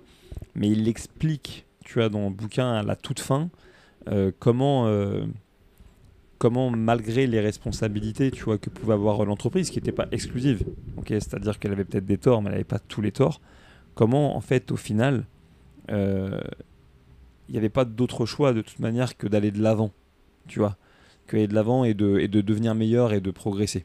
Et c'est intéressant, parce que, du coup, c'est-à-dire que le mec, tout en prenant ses responsabilités, tu vois, n'était pas dans un truc où chercher nécessairement un coupable, etc. Et il s'est dit, ok, on va prendre ses critiques, et en fait, on va les prendre à bras le corps et on va faire mieux.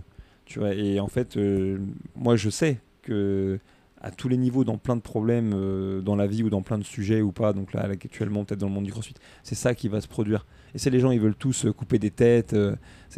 La Révolution française a été suivie par la terreur. Avant, tu avais la chasse aux sorcières, tu avais ce que tu veux et l'Inquisition et tout. Et en fait, là, aujourd'hui, c'est l'heure des réseaux. Dès que tu as un problème, tout le monde veut un coupable à la tête de quelqu'un, alors qu'en fait, c'est pas le sujet. Le sujet, c'est ce truc, tel ou tel problème surgit avec telle ou telle conséquence dramatique. Qu'est-ce qu'on fait pour devenir meilleur ? Et je crois que tu parlais, tu vois, du 1% tout le temps, et que finalement ça rejoint cette idée. Et donc je vous conseille de lire ce bouquin, déjà parce que c'est une histoire folle, que c'est aussi une histoire triste, l'air de rien, parce que le mec parle beaucoup notamment de son il fils. est toujours en vie, lui, ou pas ? Je suis pas sûr, parce qu'il a quitté le board de Nike en 2016.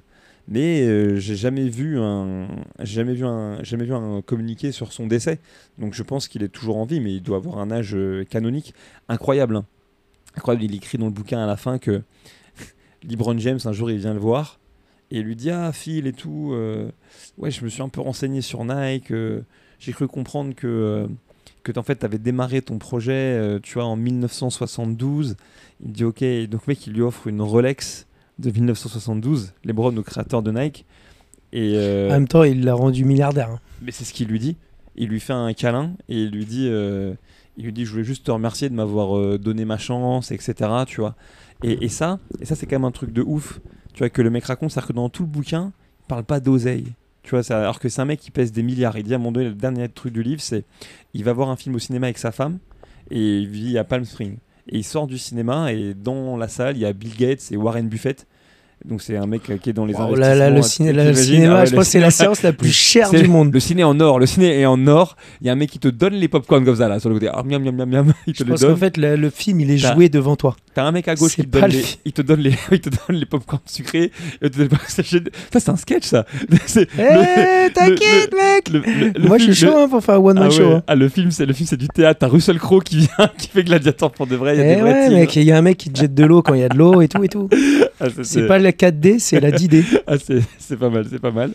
Et quoi qu'il en soit, c'est drôle parce que donc il parle avec ses mecs et il y a un gars qui passe, un autre gars du cinéma qui passe et qui fait oh la vache, Bill Gates c'est Warren Buffett, et puis il regarde, il fait c'est qui l'autre, et il se barre.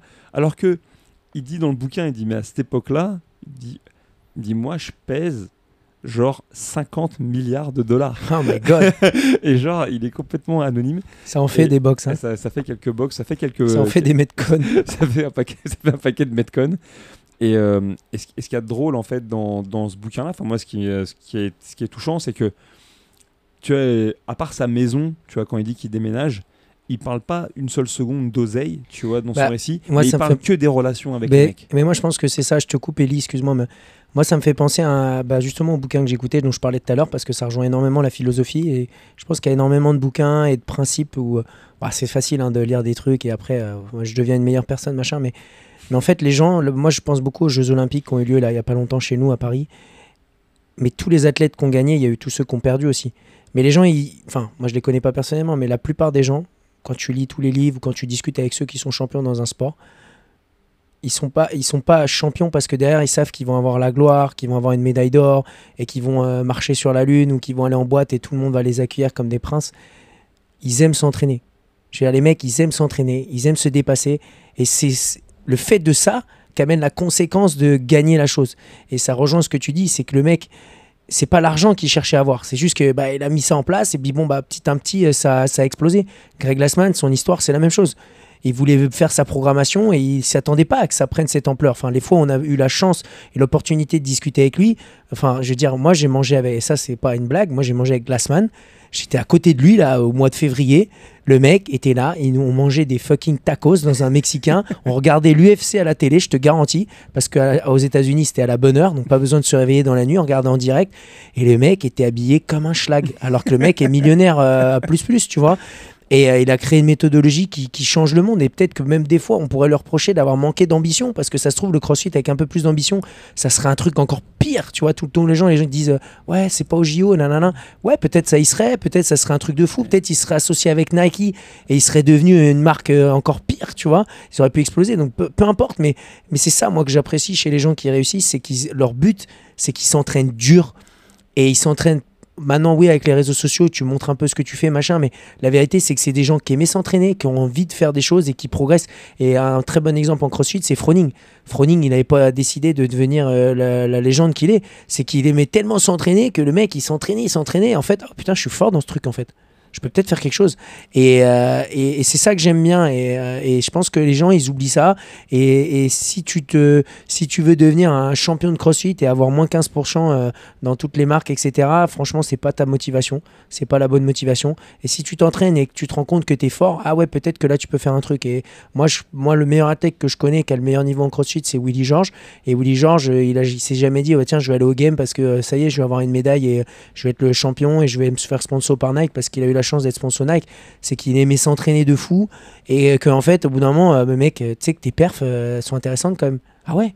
Et finalement, il s'est entraîné, et puis bref, il a eu l'aventure qu'il a connue. Et si tu regardes André Houdet quand il est venu s'entraîner chez nous, oui, il avait peut-être des objectifs, mais il était pas, il kiffait s'entraîner, il aimait, et tu le vois parce que le gars, il continue à être coach et tu vois, il est passionné quand tu parles avec lui, quand il est dans les interviews. Ouais, c'est bien qu'on fasse ça. Ouais, faut s'entraîner comme ça. Faut essayer de mettre ça en place, machin. Et le gars, c'est ça, tu vois. Et tu sais et les gens. Tu sais qu'André, dans sa vision, je sais pas si tu as déjà remarqué. André, même quand il venait s'entraîner chez nous avec ses chaussures qui puaient des yep là, il mettait que des Nike. Ouais, parce que André, depuis le jour 1, dans sa vision, c'était pas son but, hein, mais dans sa vision, il était un athlète Nike. Et si tu regardes, tu vois, je vise personne quand je dis ça, mais tu as des gens, des fois, ils ont évolué dans leur partenariat, etc. Regarde bien André. Ouais, il est toujours avec Nike. Alors, je crois qu'il a plus de contrat, à mon avis, d'athlète avec Nike. Je pense pas qu'il ait quoi que ce soit. Mais du coup, je veux dire, il est juste passé de Nike à rien. Parce que lui, sa vision, c'était athlète professionnel. Suite au décès de son frère, le serment, c'est encore d'actualité ça. Son frère qui est décédé en haute montagne. Quoi, tu vois, une nouvelle fois, ouais, t'inquiète, je me souviens très bien parce que sa femme, elle était coach ici. Elle était dans mon équipe de coach et malheureusement, elle avait dû partir à l'enterrement et tout. Donc je me souviens très très bien de cet épisode. Donc tu vois une nouvelle fois que les tragédies ne sont pas exclusives à notre monde à nous. Mais tu vois, mais simplement, voilà, lui, sa vision, c'était je vais aller au CrossFit Games parce que j'ai prêté le serment à mon frère que j'allais aller au CrossFit Games. Donc il n'allait pas lâcher le gars et je serai un athlète Nike. Mais parce que dans sa vision, c'était ça. Mais c'est ça. Et moi, je suis complètement d'accord avec ça et je pense qu'on pourrait faire un podcast là-dessus. Mais clairement, c'est ça. C'est pas tu veux devenir un champion parce que tu veux avoir la gloire derrière. La gloire, c'est maintenant. Tu peux l'avoir, t'as qu'à créer une fucking page OnlyFans, tu crées avec l'IA une meuf qui est parfaite, entre guillemets, et tu vends ça et tu te fais des 10 000 par mois et c'est super, t'es content. Mais si t'as vraiment envie d'être un athlète et que t'aimes t'entraîner, et que t'aimes progresser, voilà, deviens un athlète. Si t'as envie d'être entraîneur de mecs qui font du crossfit à haut niveau, voilà, programme, fais ton truc. Je veux dire, je prends Flo, tu parlais de Flo tout à l'heure. Je veux dire, le gars, c'est le mec le plus discret de la Terre, quoi. Quand il vient et il est tout discret et tout, ils communiquent, tu vois, ils ont leur... J'ai dit, on va aller aux Games. J'ai dit, la Mélodie, elle est partie avec ses parents. J'ai dit, putain, les parents de Mélodie vont rencontrer Flo. Et moi, ils vont vraiment croire que les entraîneurs de CrossFit, on est que des ploucs. Et j'ai dit, en plus, avec Flo, vu qu'il a il a des cheveux, c'est quand ça peut coup, il est pas bien coiffé et tout, ça se voit encore plus. Ils vont vraiment nous prendre pour des ratons laveurs. Bah ouais, après, moi, je dirais pas ça, mais je pense que c'est quelqu'un qui est passionné. Tu vois, Flo, il a fait les régionaux. 2014, c'est sûr. Ouais, 2013, je plusieurs pose fois, la mais en question. individuel. Et à En l'époque, faire les régionaux en individuel, c'était comme maintenant faire les semis. Bon, il y avait moins de prétendants, tout ça, mais il avait quand même un putain de niveau et sa passion, elle continue. Et les gens, ils oublient, c'est que tu dois faire un truc avec passion.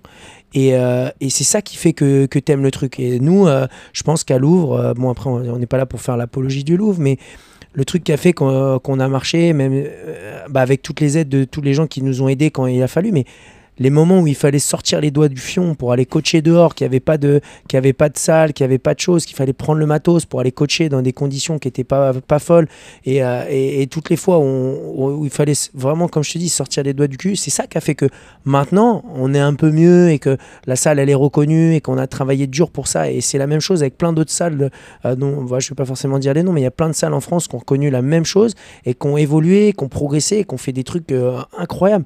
Et dans chaque monde, il faut faire ça, il faut essayer d'être une meilleure version de soi-même, c'est pas évident, mais il faut essayer d'évoluer et de travailler chaque fois pour justement arriver à quelque chose où, ok, voilà, t'as un objectif, ok, qu'est-ce que tu vas faire pour atteindre ce putain d'objectif, quoi.